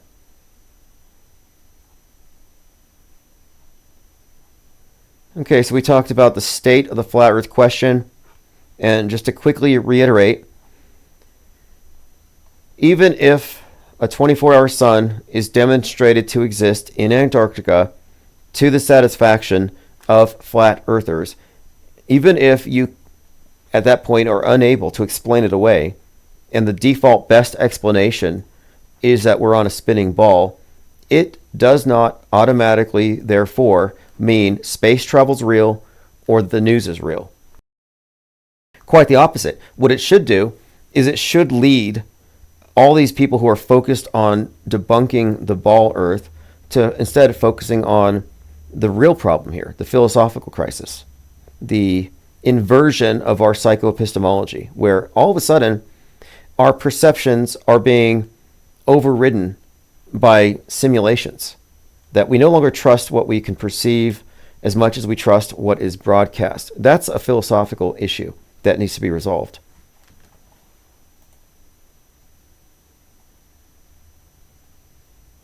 Okay, continue. There's so much predictive programming. Trump has won 31 states, representing 312 out of 538, or 58%. This is Corporal Joe Bowers.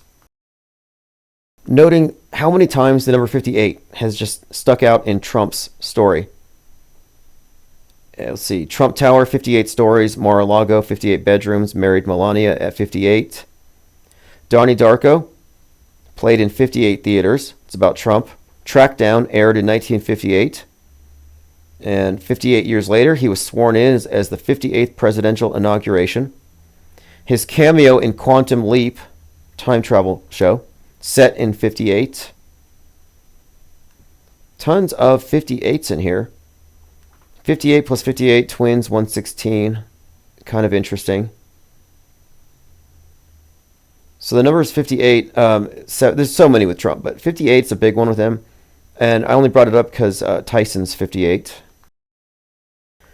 Again, sometimes the numbers that stand out do represent some type of concerted messaging. And Back to the Future, unlike any other movie, it is just a repository of Donald Trump / 9/11 predictive programming. And Donald Trump was consciously thought of when they designed the character Biff Tannen. So Biff Tannen is Donald Trump. I suggest that Donald Trump is about to portray his role as Hiram Abiff Tannen. Hiram Abiff is the character portrayed by the Mason who is initiated and then ritually sacrificed and they rise from the dead. This resurrection theme.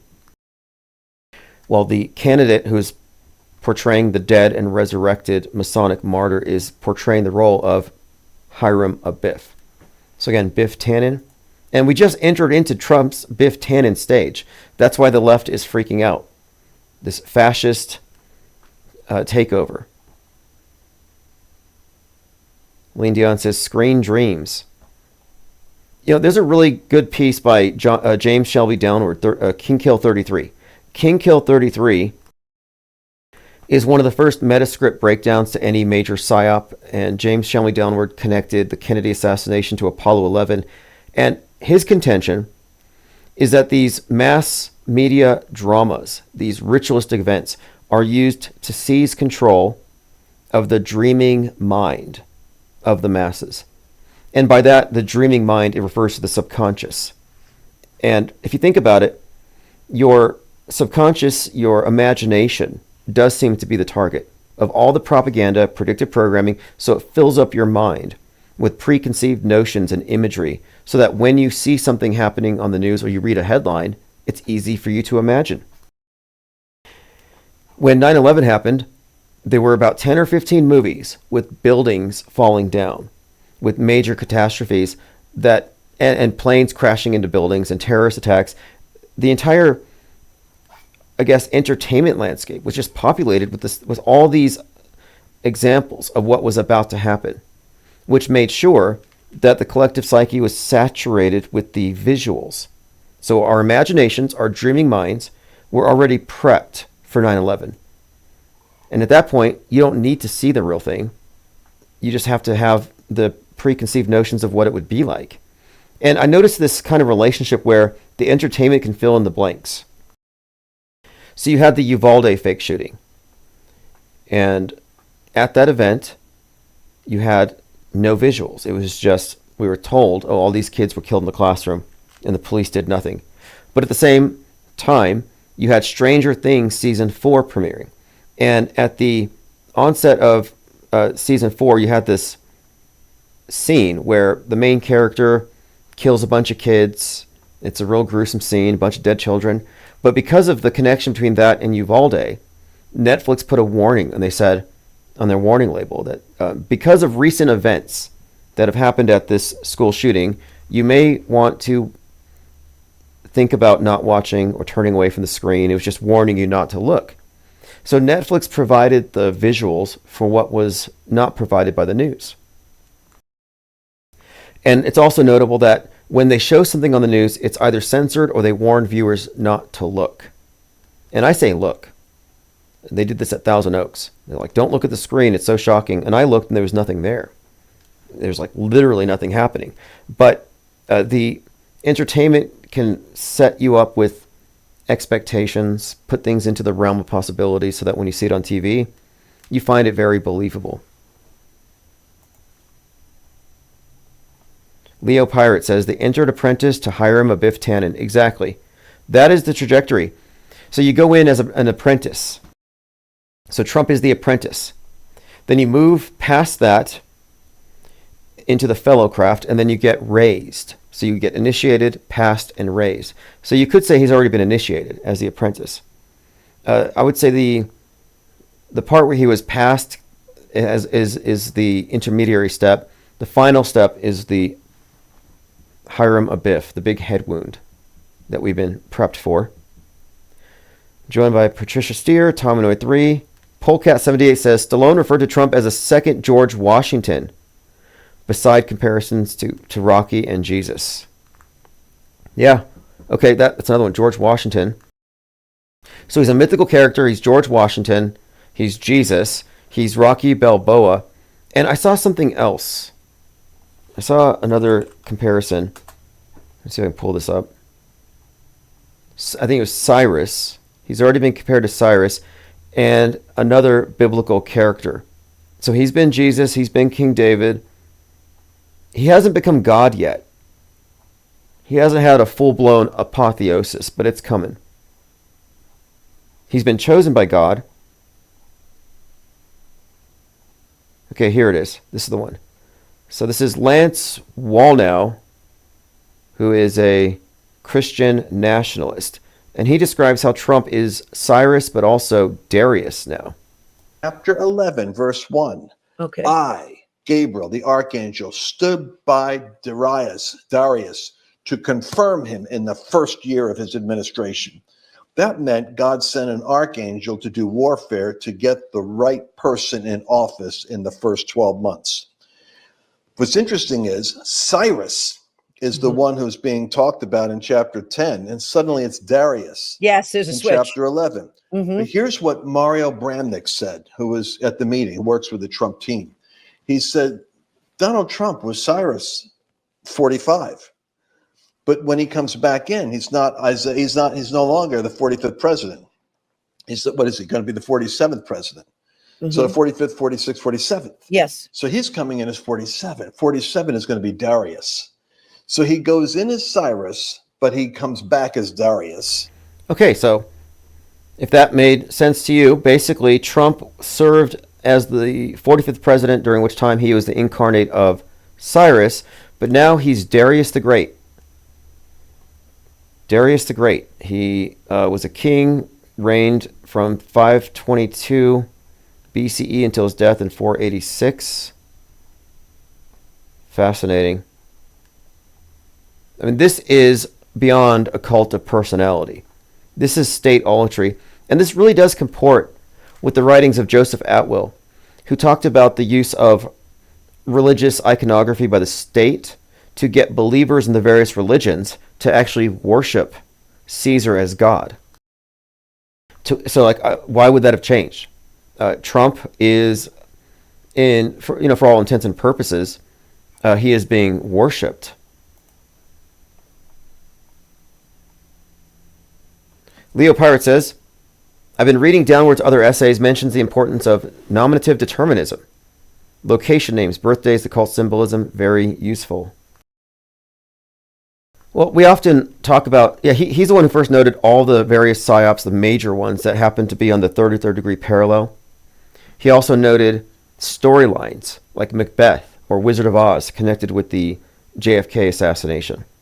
For example, Oswald destroyed by Dorothy with the ruby slippers. Jack Ruby taking out Oswald.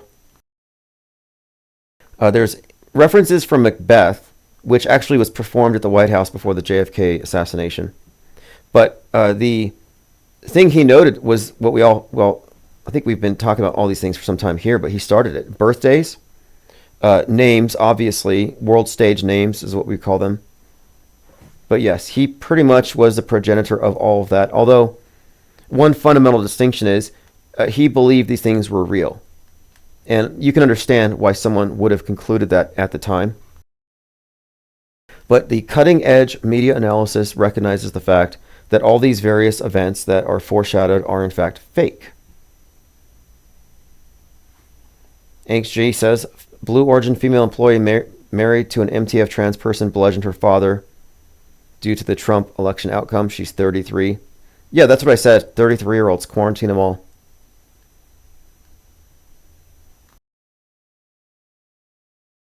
Diana South says, false prophets like this should be destroyed. Well, in my opinion, and this is just based on my analysis of this stuff, I happen to think that mainstream media is just the latest iteration of religion, and that religion itself is just a control system where you put the group of followers into a fictional universe. And right now we're in a fictional universe. The world stage is a closed informational system. It's a worldview that serves the power elite. Every single religious holy book contains a fully complete paradigm that puts everybody in the same bubble, in the same simulation. And the priesthood control those people because they know what it's really about. And they're needed because the people can't know for themselves, so they need the priesthood to interpret it for them. So that, to me, represents the power dynamic that we see between media and the masses. The mediation, the mediators, the old mediators and the new ones.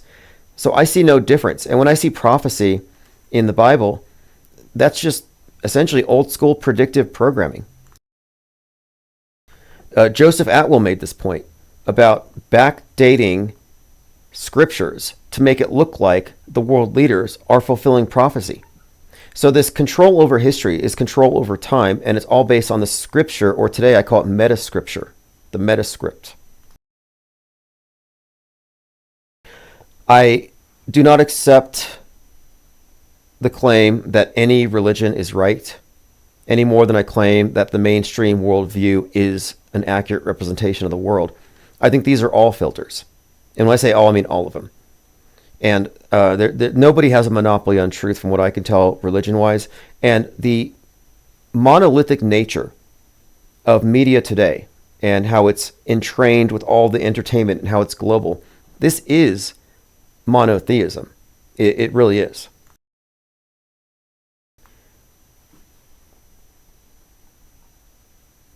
Okay, Here I Am says, do you recall the magazine cover from way back with Trump in the mirror as king? Oh, yes. That was in 2020. Leo Pirate says, 3 witches from Macbeth and the 3 hobos. Fair is foul and foul is fair. I didn't like the new Macbeth so much. I think that was with... it was all shot in black and white. And it was... the tragedy of Macbeth. But I watched it because there seemed to be some significance to it. Denzel Washington. I mean, I watched it because at the time I was taking up charcoals and I thought it would just be good visuals, which it was. But it wasn't the best representation of Macbeth that I've ever seen. But I think it's notable that Macbeth was part of the subtext of the JFK assassination, and it was performed at the White House just before he died. And we often talk about the world stage, and that's a phrase from Shakespeare.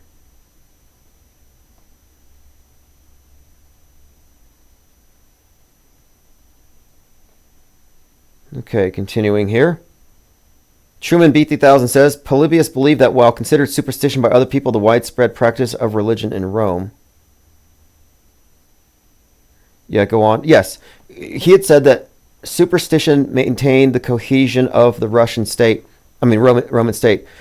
Superstition maintaining the cohesion of the Roman state. It's like pointing out how after 9/11, and many people talked about this, after 9/11, people felt unified. Everybody felt connected. There was a sense of unity of purpose, and we're all the same. I often hear people, especially on Fox, pining for those days. Like, oh, sometimes I wish we could go back to those days after 9/11 when everybody was unified. It's like we were all traumatized. But my point of it is, you have a superstition, you have a psyop, you have a hoaxed event, and it unified everybody. It brought everyone together. Even as it divided people, it brought us together in the same game. So even though you have two antagonized sides that are just diametrically opposed, left versus right, Bush did it, inside job versus don't tolerate conspiracy theories and support the war. These two opposing views, the split, is unified in the fact that they're playing the same game. And that's the purpose to the psyops, and it always has been. That's the purpose to religion. Religion has always been mind control, and mainstream media is just the most sophisticated version of this mind control system. And I put out this book called Secret Religion of the Elite, and a video called Cult of the Obelisk. And my contention is that their worldview, it's not really about spirituality, but their religion is about worldview. And it's about establishing a view, a version of events that disempowers the ignorant, like keeping them illiterate. Illiteracy has, for a long time, been a factor in the knowledge disparity, the power disparity. And right now, I think it's even worse, because now we have all been, it doesn't matter how literate you are, we have all been rendered visually illiterate. And so long as you accept the screen at face value, then you are susceptible to visual lies that can't be readily debunked. Like I mentioned before, I get fooled. You know, I saw this giant clownfish, like as big as a whale, being dragged onto a boat, and I thought it was amazing. And then I watched The Penguin with Colin Farrell, and I didn't know it was Colin Farrell. I just thought they found this character actor who looks just perfect for the job. I didn't know it was a mask. I didn't know the clownfish was AI. So I got lied to twice. I basically lied to myself. I was deceived. That visual illiteracy typifies the news consumer of the day, and it's all by design, of course. And this knowledge disparity created by the visual literacy is what makes the programmers so, I think, powerful, because they create reality. They really do. If they focus on it, it's real. If they don't, it's not real. And the burden of proof has been accepted by the people who are living noses pressed up against the screen. And since they can't prove stuff fake, they say, well, I wasn't there, so I guess it might be real. Which is weak. It's weak. You can't say, I wasn't there at 9/11, so I can't say nobody died. That's weak. You can take a position here. If you can debunk any aspect of it, and I would say the fact that there were 88 drills being performed that day, 88 mass casualty simulations, more than 1,000 people involved, all the predictive programming, that alone is indication of a hoax. So the death toll should be 0.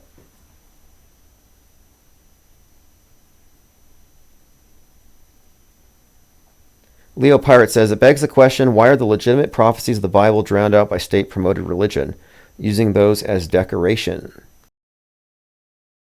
Yeah, I have many examples. I often talk about how climate change is just a reiteration of the flood myth. It's because they're taking the old controlling paradigm, the old model, and dressing it up with science fiction. They took the obelisk, symbol of the earth god, and they replaced it with a rocket, new symbol of the earth god. They even use the same names. And you look at all the rockets. I mean, they make fun of Jeff Bezos because it looks like Dr. Evil's dong rocket. Yeah, that's by design. It represents the severed phallus of Osiris. That is literally what it is. And every other aspect of our modern worldview, as we examine like the big picture, it's pretty much templated off of something older. Space is the new heaven. So my contention is that the old myths are old fake news. And right now, they're rebranding everything. So you got aliens. Aliens are angels that atheists will believe in. Atheists will never believe in angels, but they believe in aliens. Atheists would never believe that our wickedness would cause a god to flood the world. But they certainly believe that you not recycling and driving an SUV is going to lead to Gaia raising the oceans and flooding the world. And there are countless examples of this perfect template. Same controllers. The New World Order is the Old World Order, just dressing itself back up. And if you believe the news literally, if you're an auto believer, you live in a simulation. If you believe the holy books literally, and you're an auto believer, you live in a simulation. And if you live in one of these simulations, and you shouldn't be offended by this, because I say if you have a biblical worldview, you live in that sim. That's your mental construct. If you believe in the Quran, that's your construct. If you believe in Dianetics, that's your construct. But none of these are better than any of the others. They're all equal. If you live in box A, you can't call out box B as being fake or box C as being fake, because you're all in the same big box. You're all subsets, equally false. Arguing on behalf of religious scripture is the exact same thing as arguing on behalf of what's presented on the screen. That's why I say the flat versus round debate has always been flawed, because it goes from old holy books, old media, to new media, and which do you prefer? Which one is going to be your source for your cosmology? How about neither?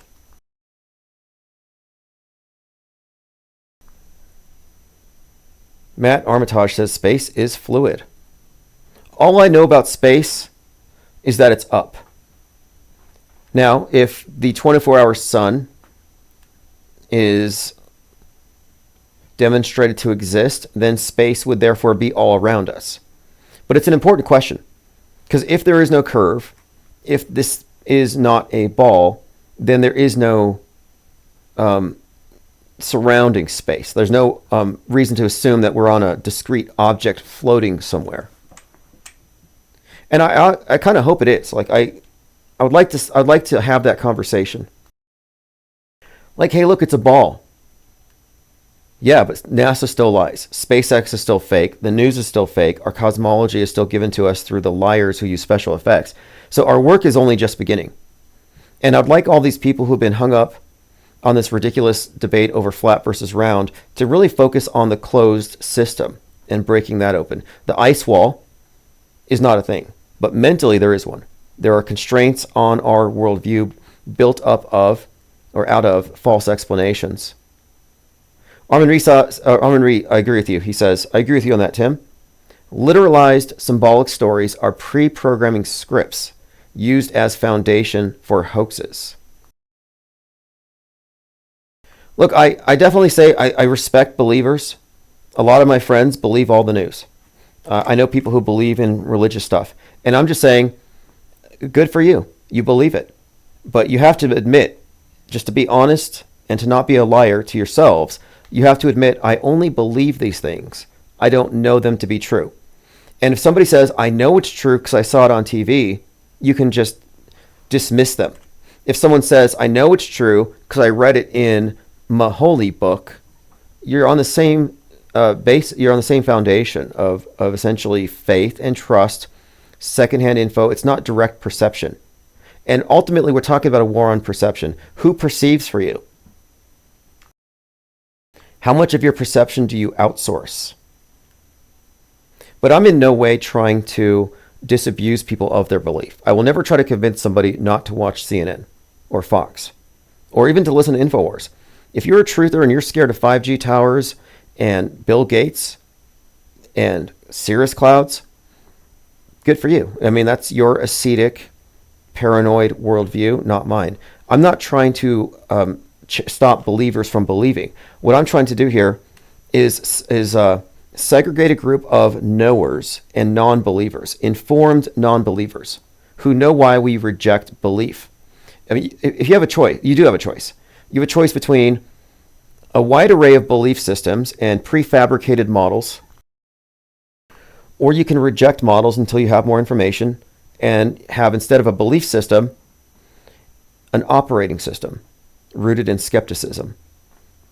Automatically believing your sourcing, the information from your sources, just automatically giving it a pass because you trust them, is a blind spot. It's a vulnerability, and there's no reason for it. We're in the age of information. Leo says, I test the claims in my holy books instead of accepting religion. No, I believe that you believe that. I believe that most people in the world believe in the moon landings. Most people in the world believe in 9/11. I believe that you believe that, but I reject beliefs in favor of direct knowledge and information. So, again, you can't say that you know it to be true if it's merely anecdotal and it's purely subjective and you have no evidence for it. And that's fine, because what we're doing is an objective analysis of mainstream media, and our objective analysis is based on this. Really, it's a rejection of all claims that are attended by facts, but categorizing them as simulations or faked events or hoaxes. So we're not denying reality. We're just denying the interpretations. Like, I agree 9/11 happened. I just don't believe the version of it that the mainstream promulgates. But I never really wanted to get into debating people on their religions, and I hadn't even given a single thought to religion for years. I actually abandoned the pursuit in favor of what I consider to be spirituality, and I'm very interested in that topic. I'm interested in spirituality. The problem with religions is religions are always bigoted and prejudiced against other religions, and so they put these barriers to discourse, or they just hand wave dismiss whatever is not in their book. And so it's this, ethnocentrism built into every religious paradigm that I reject. Same thing with people who are mainstream media fundamentalists. Mainstream media fundamentalists who argue from their pundits or their partisan media. All you're doing is you're just spreading propaganda. Untested information, or even untestifiable. You can't even test it. Untestable. But I don't think the people who write these big scripts care about faithfulness to original texts. They just borrow. It's a Frankenstein. Our modern paradigm is a mashup. It's an amalgamation. It's a one-size-fits-all religion. I mean, think about it. Even the atheists believe in the modern construct that replaces heaven. Yes, Matt Armitage, that's my take on it. Spirituality has more knowledge than dogma religion. You can acquire all sorts of religious beliefs, but it's not the same thing as spiritual experiences. And by spiritual experiences, I mean things that are, I guess, that you would consider to be indications of our human experience being beyond just that of over-evolved apes with big egos trying to make sense of things from a very limited perspective, but rather that there's something more to us, that we may even in fact be a higher sort of being descended into a lower ordered being, and our purpose here is to not lose sight of that. But I do think that there's a lot to talk about in that realm of spirituality, which has been hijacked by religion. And I've never found that the claims of religion to be all that interesting or impressive anyway. I think synchronicity is intriguing. It has some significant implications for the model of the universe, for what this place is. If we do live in a cybernetic system, but the instant you try to plug it into a religion and dogma, it becomes a drag, because now it's just about universally accepting a consensus, and then also, I think, almost prostrating oneself before an egregore. The individual's perception doesn't weigh as much as the collective's certainty, and their certainty comes secondhand.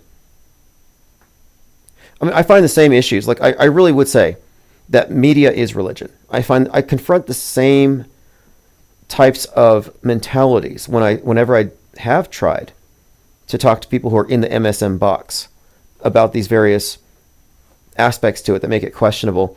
It's like, no, if you accept a belief system, nothing will challenge it. But I'm not interested in talking about, or rather debunking, the old religions because they're self-discrediting, but I'm interested in the one right now. I'm interested in the present day mainstream media, which has become the world state church.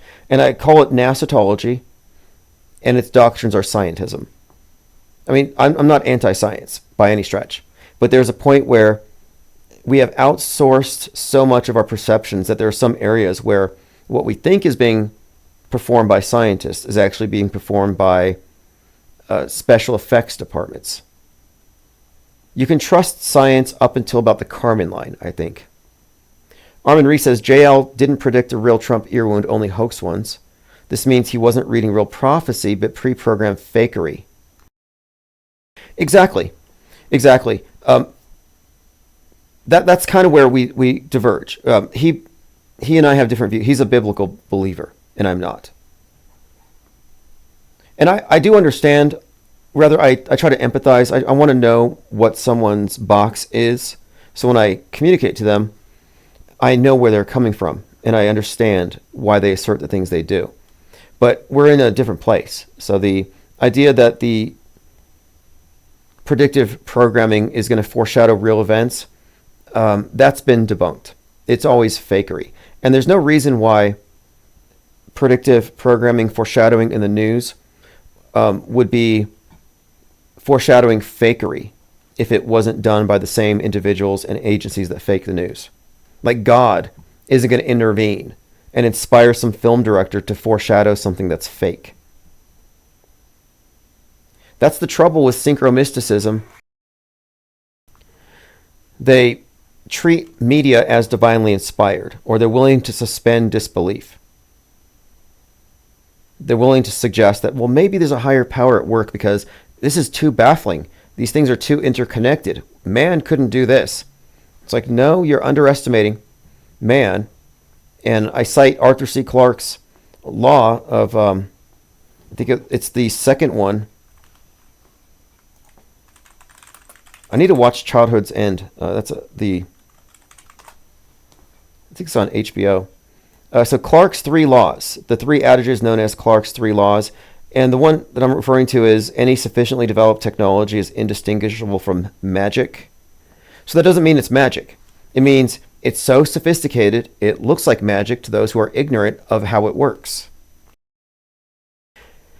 So we can't figure out how these news stories are consistently preceded by and attended real time by things happening in entertainment. These are eerie coincidences.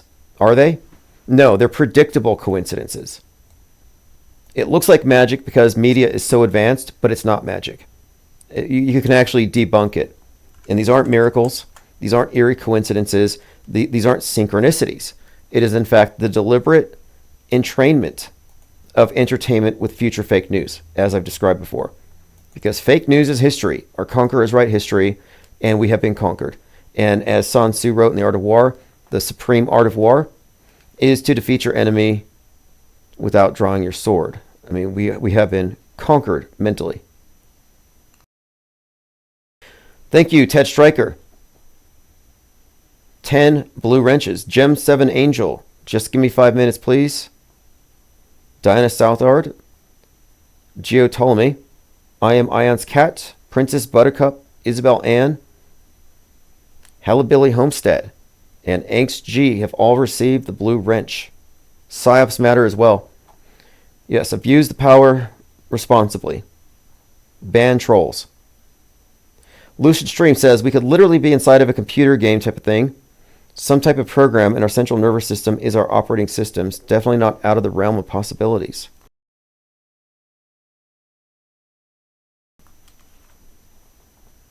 Fascinating.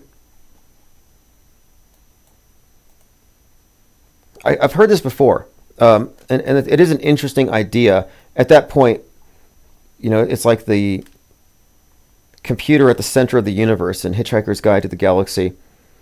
You know, the number 42, it was the answer to everything given by this supposed computer.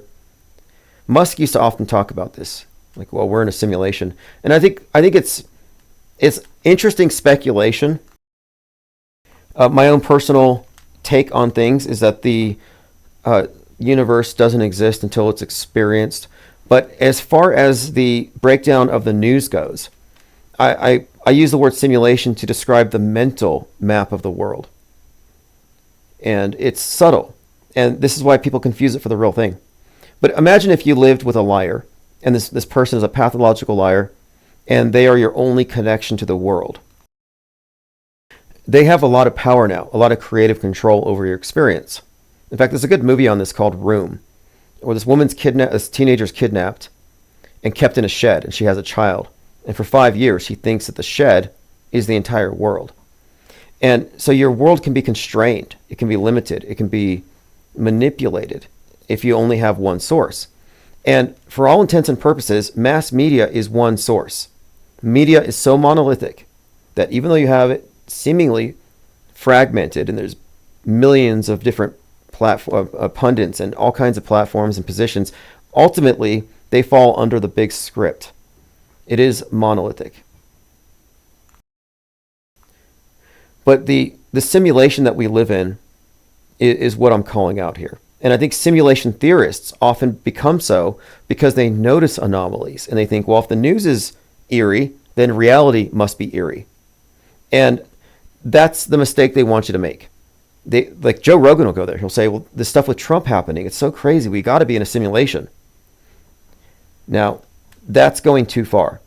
No, we're in a mental simulation or they're lying. The event was fake. But it doesn't mean that the world that we walk upon is fake. And that's the object of the Psywar. I think they want you to exit the world. They want you to be out of the meatverse and into the metaverse. Your living room is your matrix pod. And they'll do so through fear, through entertainment. They'll find different ways to make you into a metaverse dominant, like you're now a metaverser. They want you to be metaverse dominant instead of meatverse dominant. They don't want you walking around because environmentalism. They don't want you spreading your carbon footprint, but they want you to exist solely online. And the more online you are, the more susceptible you are to their psyops.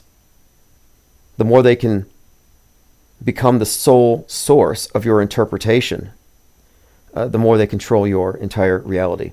And they put you into a sim. But you wouldn't know it's a sim if you never leave your house to test it. Think about empty hospitals. A lot of people thought the hospitals are so full, so packed, that the bodies were falling out of the top windows. We called these the 311 jumpers. Oh, everything's so full. All the ICUs are packed. The morgues are full and the bodies are everywhere. Then we started driving around with our press passes and just fact checking it, testing their claims. And everywhere people looked, they found nothing but empty hospitals. And all the videos coming from the hospitals were dancing, twerking nurses. That's it. So what's going on here? There's some kind of a discrepancy between the televised version and the real thing. So if you live as though the televised version is the real thing, you're in their simulation. You're not supposed to know it's a simulation. And we know it's a sim. We're outside of it. Messianic Charlatan says Rome was pronounced room by Jacobite-era Scots. I'm glad you said that, because when I watched Room, the movie, I thought that it referenced Rome. I thought it was a reference to empire and monolithic worldviews. So here's the poster for Room. Really twisted movie. And when she tells him, when he turns 5, that she's going to help him escape the room, he doesn't believe her. He calls her a liar. He says to his mom, "You're lying. There's nothing outside of room." And she said, "I lied to you to keep you alive, but now I am unlying," which is a cool word, unlying. So she had to undo the brainwashing so he would accept that there was a world outside of the room. Like a little Truman Show. And we do live in a collective Truman Show. And while Truman was in the Truman Show, he was living in a simulation. It's physically real. He's breathing air. He's having a totally real experience, but his mental construct is the sim. And that's really what I mean. And the simulation theorists seem to not notice that the news is fake, or they don't notice the level to which it's faked. So simulation theory is almost a red herring to distract from the simulation, the real simulation.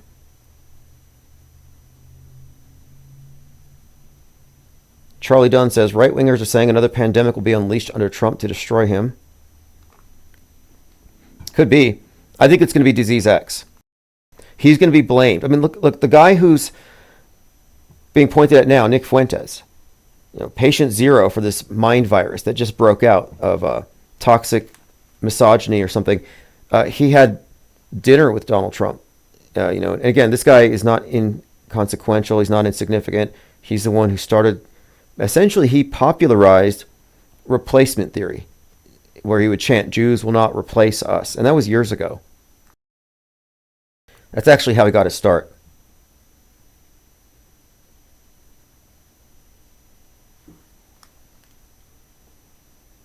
Okay, let's see here. A couple hours away from the fight. I think maybe another hour or so. So we talked about Sunita in space, losing weight. They're still stranded. FBI says that racist text messages were sent to black communities around the country, and they're in contact with the Justice Department on the matter. Text message, these are all offensive text messages. And apparently, the FBI is on top of it. So this is just more kind of correlating with this disease X, which is breaking loose.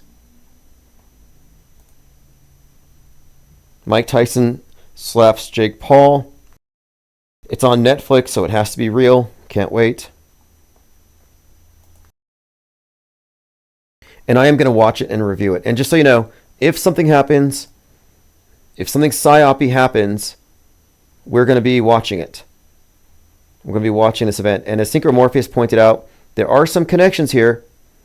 As he said, the jurors in the Penny trial are debating whether Neely's accidental death was unfortunate given his threats to passengers in the subway. Will the fight end equally bad for Tyson? Tyson's mental health issues have also been a focal point, just like with Neely. This is getting interesting. Again, Synchromorpheus, if you don't follow him on Twitter, and I put a link there, he has quite a lot to say about this Daniel Penny event. And Daniel Penny, weirdly enough, his profile looks like Lincoln on the penny.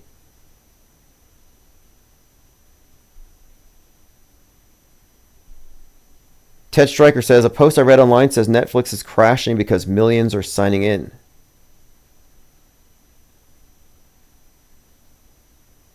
Don at South says, Sunita's hair falling out, floating all over the place like cat hair. Okay, let's see what else we have. I'm going through my Twitter account. If you follow me on Twitter, I've been posting a lot of my blog posts there. And one of them I posted recently is Assume Nothing, examining the bloody guardrails. So if somebody pushes back against you, making a statement that nobody died, confidently, because there are people pushing back on it, I would suggest reading this, sharing this. You can confidently assert, and this is just based on the burden of proof, that nobody died, nobody cried at fill in the blank. And if somebody knows different, just demand evidence. If the mainstream can't provide evidence that anybody died at fill in the blank event, then how are you going to do it? Those of you who want to be media advocates and want to say, well, maybe somebody died. Well, then which somebody? Because we have a list, we have names, find out which one and prove it. But there's no reason to dwell in the fog of Psywar, uncertainty and confusion. I'm not confused. Truthers are generally the most confused people on earth. And what you can say is, I know it's fake, but I don't know the specifics of how this particular illusion was created. This is especially important with the space stuff. The Globers will say, the Gloobers, they'll say, well, how did they fake it? It couldn't be wires. Look at how he did this flip. I'm like, I don't know. But because I don't know how it was perfect, I can't explain it perfectly. Doesn't mean it's real. In fact, the more we research, the more we find how these various things are actually performed. If you want to know how they simulate zero G, look at the back or the behind the scenes on that movie by Christopher Nolan, Inception, where they have the rotating set. So again, you can say, I know it's fake, but I don't know the specifics of how this particular illusion was created. And I often use the analogy of a magic show. If you can only figure out how he did 9 magic tricks, doesn't mean you have to credit the magician with having done real magic on the 10th. You have to say, I don't know. I need more information.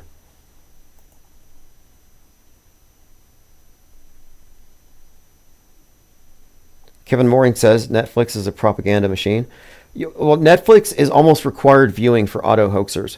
If you're going to be examining world stage psyops, you need to know what kind of preparation is going into it in the form of foreshadowing and pre-programming.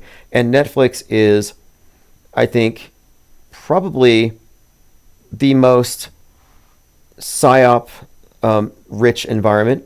I mean, everything there is psyop entertainment. You've got concurrent programming. It's certainly well timed.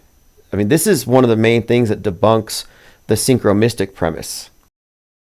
That these are coincidences in advance. Well, no, sometimes it's real time. Trump kicks off his campaign in Waco, and then Waco, American Apocalypse, comes out on Netflix at the same time, with messaging attaching itself to Trump in an ominous way. No, this is all theater. And of course, the first CEO and co-founder of Netflix was related to Edward Bernays and Sigmund Freud. So Bernays, you get father of public relations and perception management stunts, changing human behavior at scale. They figured this out a long time ago. Like self-surveillance is something that they programmed into us. Social media, posting all your stuff online, like Facebook is a mind-reading device, and everything being published. This is all by design. And essentially, you combine the two, and it makes perfect sense. You've got total mind control. Behavior modification combined with the knowledge of Sigmund Freud, it kind of ties in the subconscious, the manipulation. And a lot of this stuff is playing upon our psychological needs and fears and insecurities. Like I think last week we were talking about guns and wombs. Gun control and then womb control, and why these are so antagonistic. Like you talk about these things, it's inflammatory. They're going to take our guns. It introduces paranoia. But that narrative, that propaganda line targets right-wingers and those who subscribe to what the left would call toxic masculinity. So the gun is an obvious symbol. And the feminists want to take your guns. Yeah, they want to castrate you. They want to make you into a Ken doll. And then the feminists are like, oh, they're going to regulate our wombs.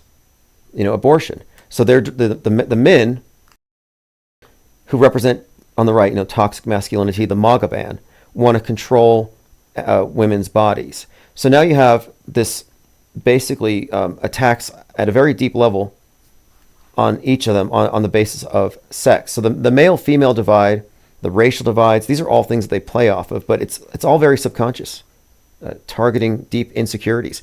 Xenophobia is huge. It's probably what really gets Trump all the support, but you can see how what they have done, all the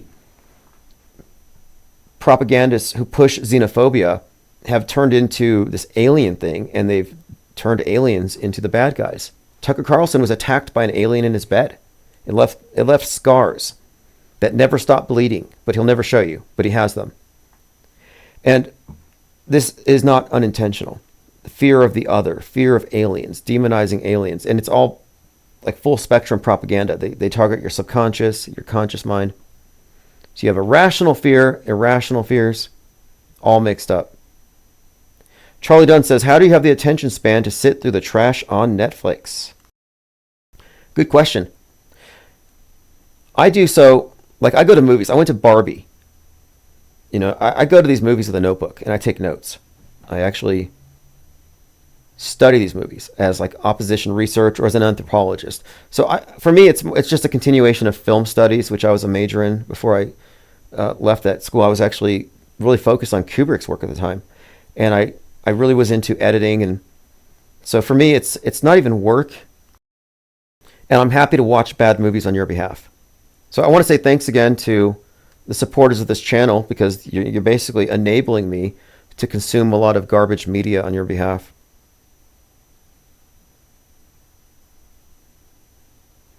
Lucid Stream says, suggestion, subliminal messaging. Yes. Priming us. They're priming us. Inserting things into the realm of possibility that don't exist, but they've so saturated your mind it may exist. And then you have the misinformation effect, where your recall of past news events is going to be influenced by similar events that you've seen in entertainment media. Like all these memories that are associated go in the same filing cabinet in your mind. And the misinformation effect is well documented. It's well understood. In fact, if you want to know what causes the Mandela effect, it is essentially a weaponized form of the misinformation effect. So the misinformation effect is a real thing. And it's essentially about our recall and how what you remember is always affected by whatever you're looking at. Whenever you recall, each time, you're tainting that memory in a sense. So the misinformation effect occurs in a person's recall becomes less accurate because of post-event information. So if you think about it, somebody might have what they call a root memory of something. We'll say they remember Fruit of the Loom had a cornucopia on their underwear tag. And they have a memory that they say, this is my anchor memory, is their term. This is my anchor memory. I remember this, and it used to have a cornucopia, and now it doesn't. So then you bring up the Mandela effect, and they talk about it, and they show you many examples of this logo. And sometimes, or in every one of these events, actually now, these Mandela effects are presented, modified in Photoshop to show you what it used to look like. So you're looking at these fake versions asserted to be what it used to be. And these images that you're taking in of the fake versions can actually affect your recollection of the original. It can replace it, in fact. Good call there. Diana South, Tyson, Tyree, Tyreek, Tyrone. Yep, they cloned Tyrone. Trey, like Trayvon Martin, and then, of course, Tyreek Hill. And the Tyreek Hill event, the Miami football player who was taken out of his car by the police very roughly, that happened right as Netflix released Rebel Ridge, where the same exact thing happened. And the actor in Rebel Ridge was going to be in They Cloned Tyrone. But the name Tyrone, again, is it Tyree Nichols? Tyreek Hill? It all contains Tyre, T-Y-R-E, or Tyre. And this is all related to the Masonic ritual, and the names are all a tie into the same exact martyrdom. In fact, Trey, like Trayvon Martin, T-R-E-Y, and martyr. So it's all about this martyrdom thing. But the name Tyson does fit into that.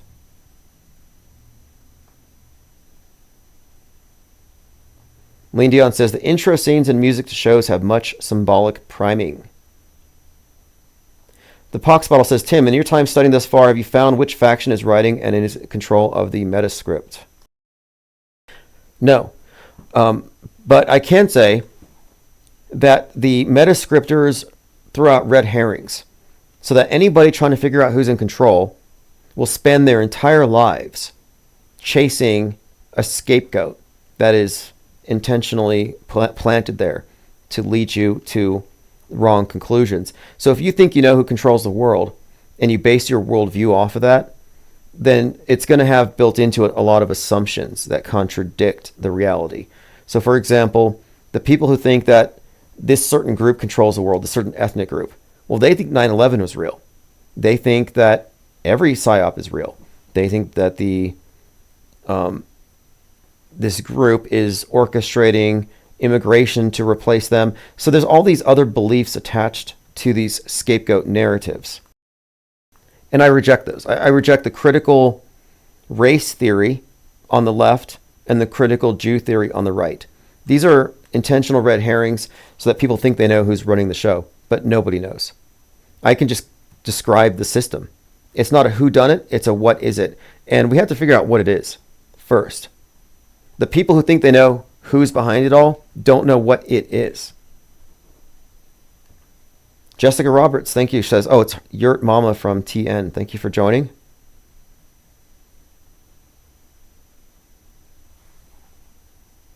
Now, Terry Nichols, that event has some significance here we could get into. Quite a lot, in fact. Terry Nichols, his death scene was templated off of the death of Rodney King. In fact, let me bring this up really quick because somebody mentioned Scorpio, Isabel N. I believe Terry Nichols wasn't even killed by real cops, but it was these like undercover cops, and I think they were called the Scorpions. Yeah, the Scorpion unit killed Tyree Nichols. I keep saying Terry. And by the way, the main character in Rebel Ridge, who is going to be, but wasn't, in They Killed Tyrone, he played a character named Terry, another Tyree anagram. So the Scorpion unit beat down Tyree Nichols. Now, the connections to this, and there's quite a lot. We could really go all night on this particular one. But the nickel is a significant thing in Jordan Peele's movie Nope. If you've watched Nope, this character dies when a nickel falls out of the UFO and lands in his eye. And the significance to that is Nope is a movie about a UFO, but it's actually inspired by, according to Jordan Peele, the death of George Floyd and how that video footage became a mind virus that set off waves of protests, riots, violence. So it's about the spectacle. Rodney King, the Rodney King beating, was the spectacle that created the LA riots. And by the way, the Rodney King beating was filmed on the same camera in the hands of George Holliday, who was actually filming Terminator 2, about an evil cop. So Terminator 2, James Cameron, really the first time that a cop becomes the antagonist and the villain. So this evil cop movie, this guy's filming it, walking around Los Angeles, and then he sees the beating of Rodney King. 1 minute, 19 seconds, he was hit 33 times, and he recorded it, and that video then set off the riots. So there's a couple of other connections as well, but the nickel thing is this connection, again, to the Nope by Jordan Peele. Furthermore, Martin Luther King Jr.'s daughter was at the protest for Tyree Nichols, and they shut down I-55. And this was during the 55th year since MLK was assassinated. On MLK's assassination anniversary, 4/4/2023, Donald Trump was in jail that day, and they were, trying to make him into a martyr. So the martyr theme is huge here. Trump as a martyr on 4/4 Holy Week. They compared him to Christ. They compared him to Moses, that he wasn't going to see the promised land of MAGA. And by the way, Moses was also kind of inferred with MLK's final speech about the promised land before he was killed on 4/4. I mean, it's so deep. I mean, we talk about this all the time, but all of these martyr psyops, and these BLM and Black Lives Matter psyops, are all contained in the same fictional universe.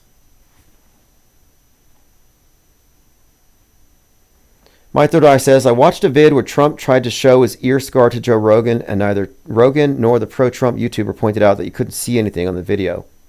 YouTuber just believed without seeing. Yeah, he said he saw a small mark, but they moved on and they talked about wrestling of all things.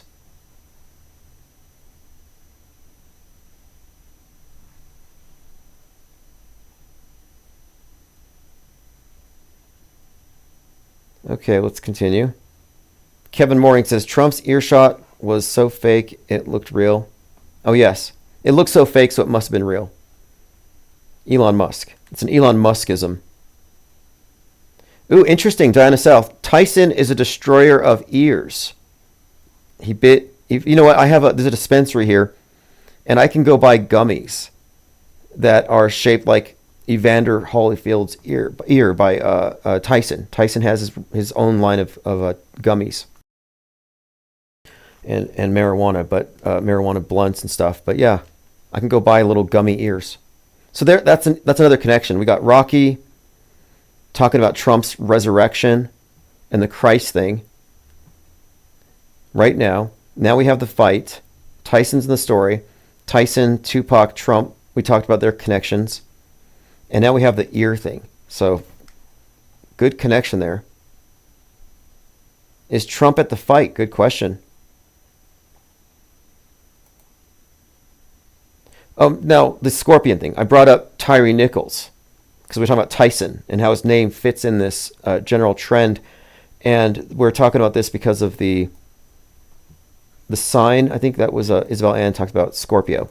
But yeah, the scorpion unit kills him. Now, this is also kind of interesting because according to, I heard this from Micah Dank, who has a series of books exposing the astrotheological basis for Christianity. And he suggested that November 22nd is the date of the Kennedy assassination. And it has to do with Sagittarius, entering Sagittarius.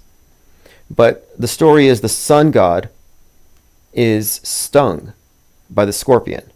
And if you look at from Scorpio till the end of the year, the sun, quote, dies. And then he said 11/22, Sagittarius, the archer. And that day is Oswald, shooting from the grassy knoll and taking out Kennedy, the Sun King. And King Kill 33 is all about Kennedy being the Sun King.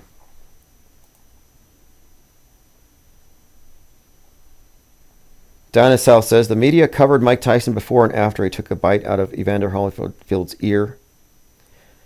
Well, it's a Mandela effect. You see, this is another example of the misinformation effect.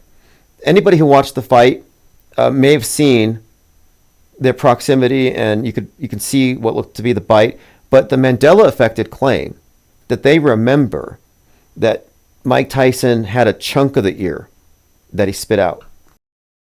They remember Holyfield having his ear like cut in half. So they all claim they remember this stuff. But if you look back at the original footage, it wasn't really like that. It's largely an exaggeration.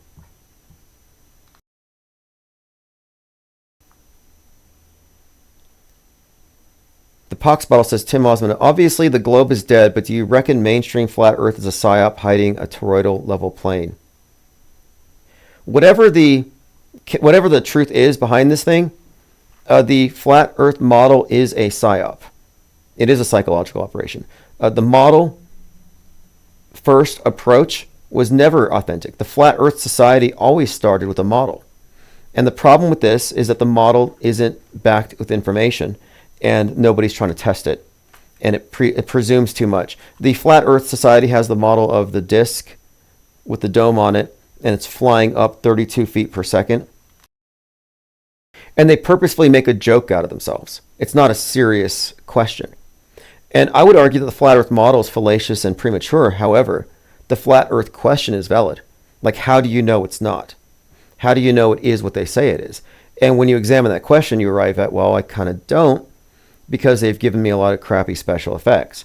But if we can prove it in other ways, then we're left with an answer as far as what it is, but that still doesn't explain why the images we have been shown are all fake.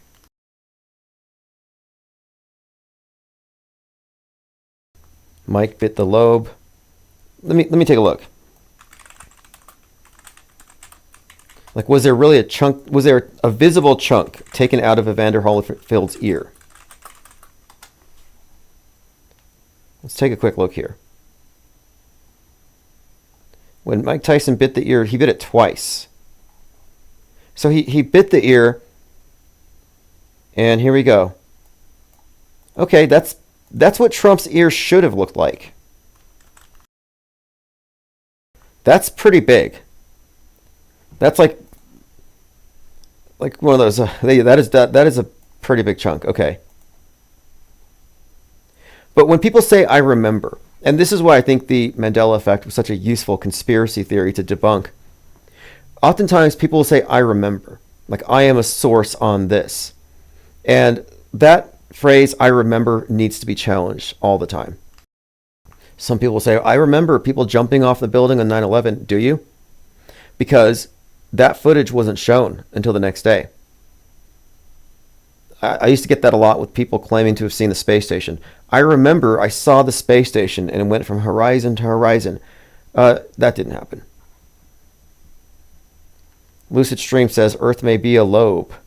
Yeah, well, looks like you're right. They bit his lobe, as Trump would describe it. He touches the top of his ear. He's like, yeah, they shot my lobe.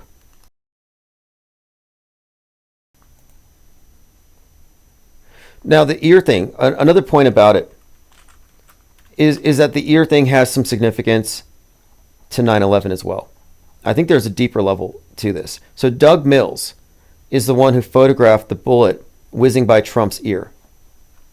And he also photographed George Bush on 9/11 as he's whispering 9/11 into his ear.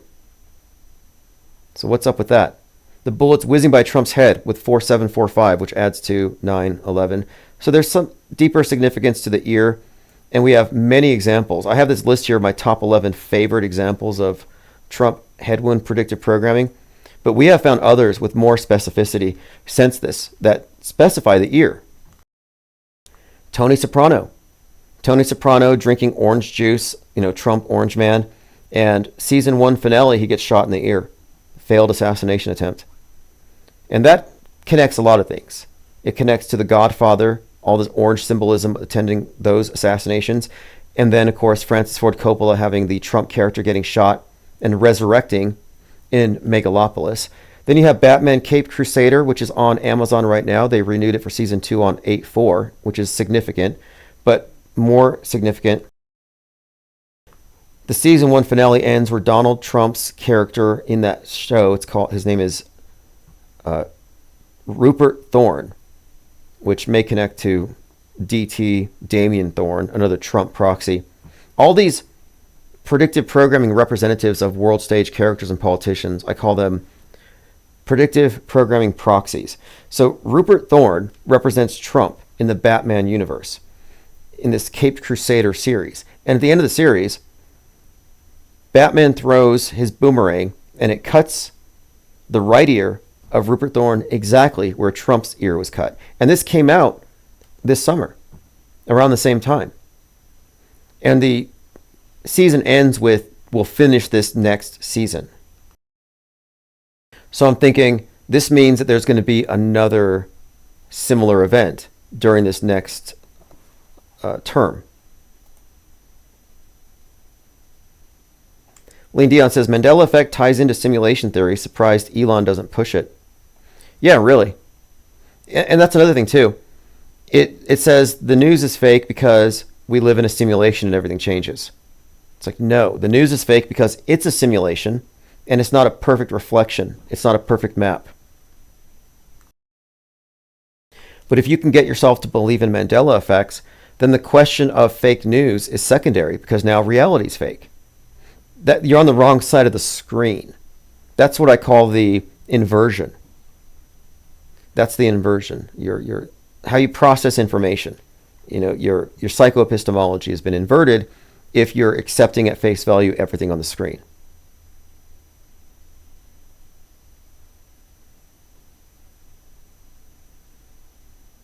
My third eye says, Tyson fights in the 80s were great entertainment. They might have been rigged, but they were fun to watch. His opponents looked like they were scared.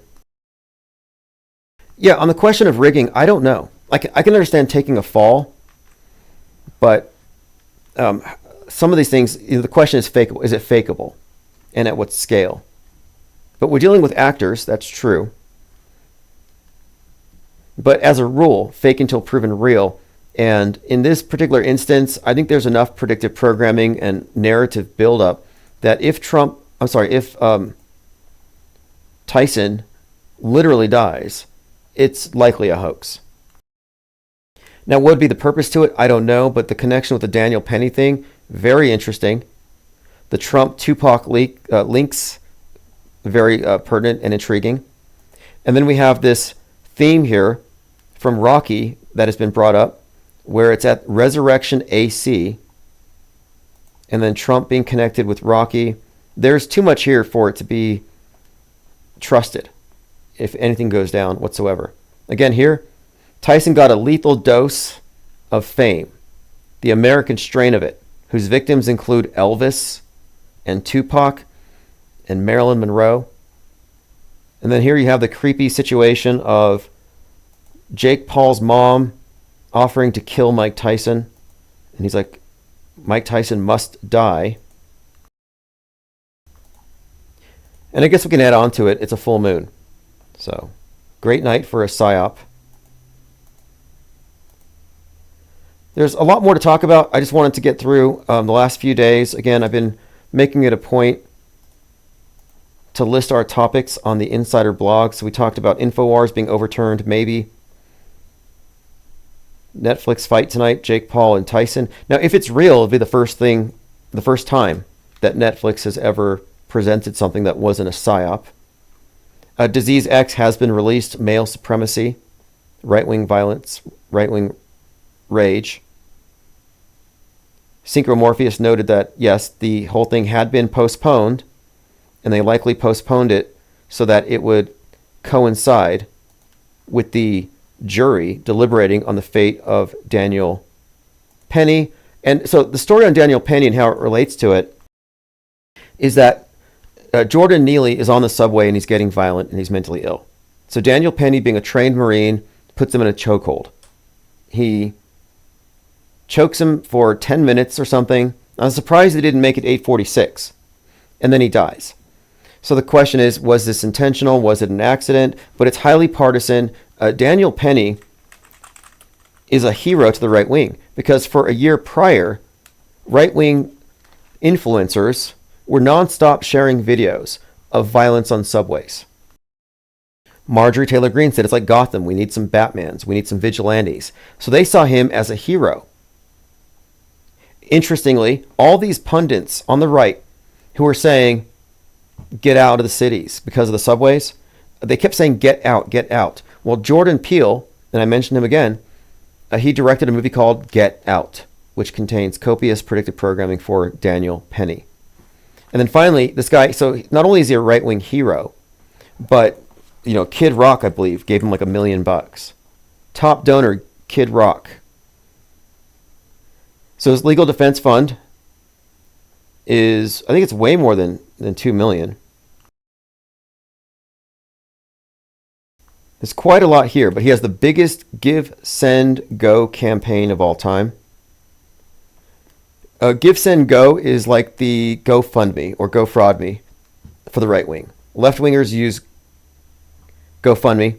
Right wing heroes get and martyrs, they get Give, Send, Go. So he's a pretty big deal. Raised a ton of money because people believe that he was doing a public service and that it was an accident. So that's the question. Same thing with Derek Chauvin.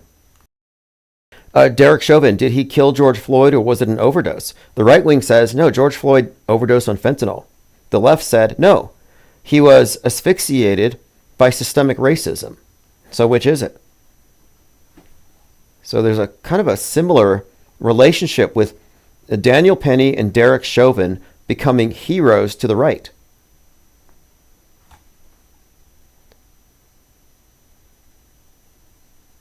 Okay, catching up on comments. Yes, the paper mache alien shirt is still on Amazon. The pillbox says the final experiment to the tip of the Antarctica has to be examined for gematria and numerology. Well, it's not even an experiment. It's an observation.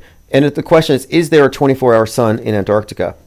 And the problem with the videos that have been presented so far is people find glitches. They don't trust it. So the idea here is let's send some trusted believers in flat Earth to Antarctica and let them see for themselves. And so we're going to know next month. And whatever happens next month, it should immediately lead, I think, a lot of people away from this pointless conversation of flat versus round into media fakery analysis, because that's the primary issue here.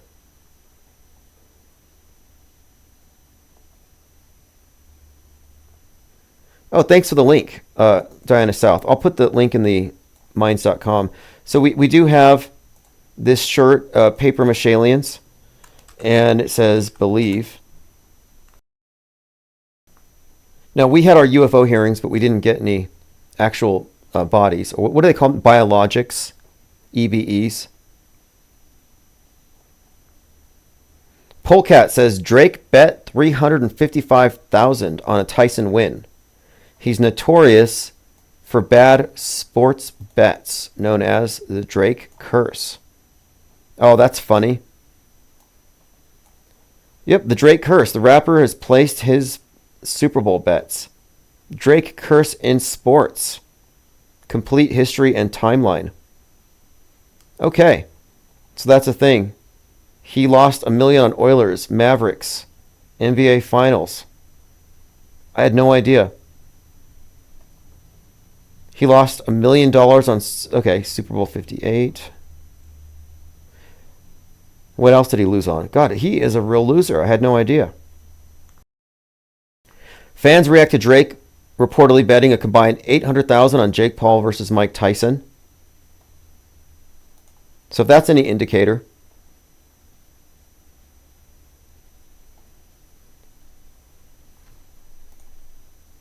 Okay, we covered pretty much everything. I want to watch the fight. And again, if something happens, we will come back here immediately. We will reconvene. I want to close with this again. Sun Tzu, the supreme art of war is to subdue the enemy without fighting. And I think that's the bottom line here. we have been subdued. We have been conquered. Conquerors write the history, and it's called fake news. They fake our history day by day. I call it history telling. And the big script is what we're looking at. And the big meta script would not be visible if you weren't stepping outside of the mainstream box and the alternative box.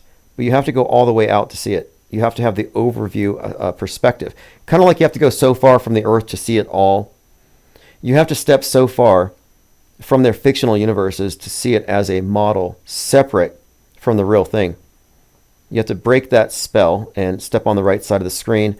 And until you do, you're going to be in a state of philosophical crisis, confusion. You won't know real from fake. And as I said earlier, right now the main thing confronting us is visual illiteracy. We will no longer be able to trust what we see. And we have been over-reliant on trusting what we see. And that's where most of the lies come from.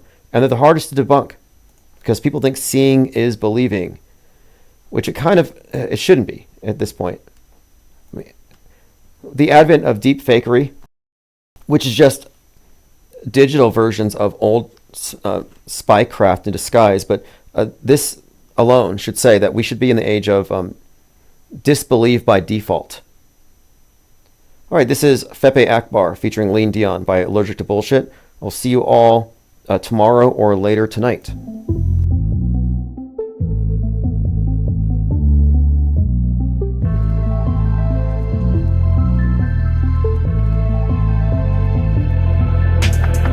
With your deception, keep it real, that's a profession. Like the whole world is pretending. Found the truth around the penguin. Get a gang on with a blessing. All the other gang are stressing. RPSC on a nesting. Only real one's gonna get this.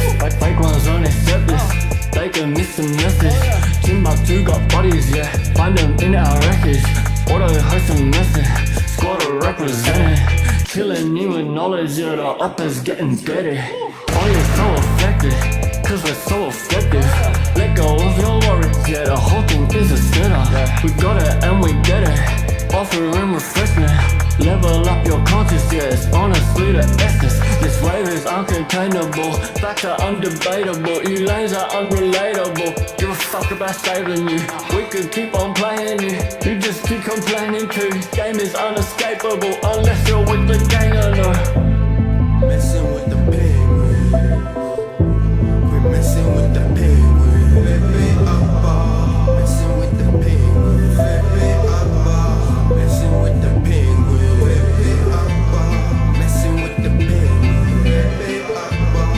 Messing with the penguin, Fepe Akbar. Messing with the penguin, Fepe Akbar.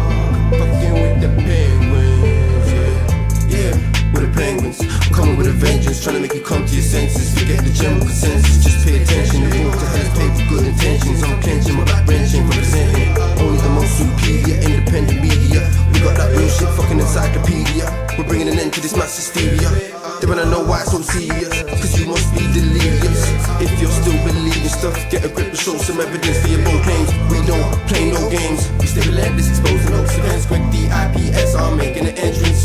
Busting doors down, cause now's the time for interventions that I mentioned. We're affecting so many man across the spectrum. We stand out from the crowd, we don't blend in. Steady gaining tremendous momentum. There's nothing close to resembling. Check the emblem, it's a penguin, not a gremlin. Just letting you know you're on an infinite plane, it's never bending. We strike like Tenpin, killing all fears and breaking the tension. Gotta know the hoax army, digging deep in the trenches. Come and join in, be adventurous. Quit being so sensitive, forget the censorship. We ain't telling fibs. Messing with the penguin. We're messing with the penguin.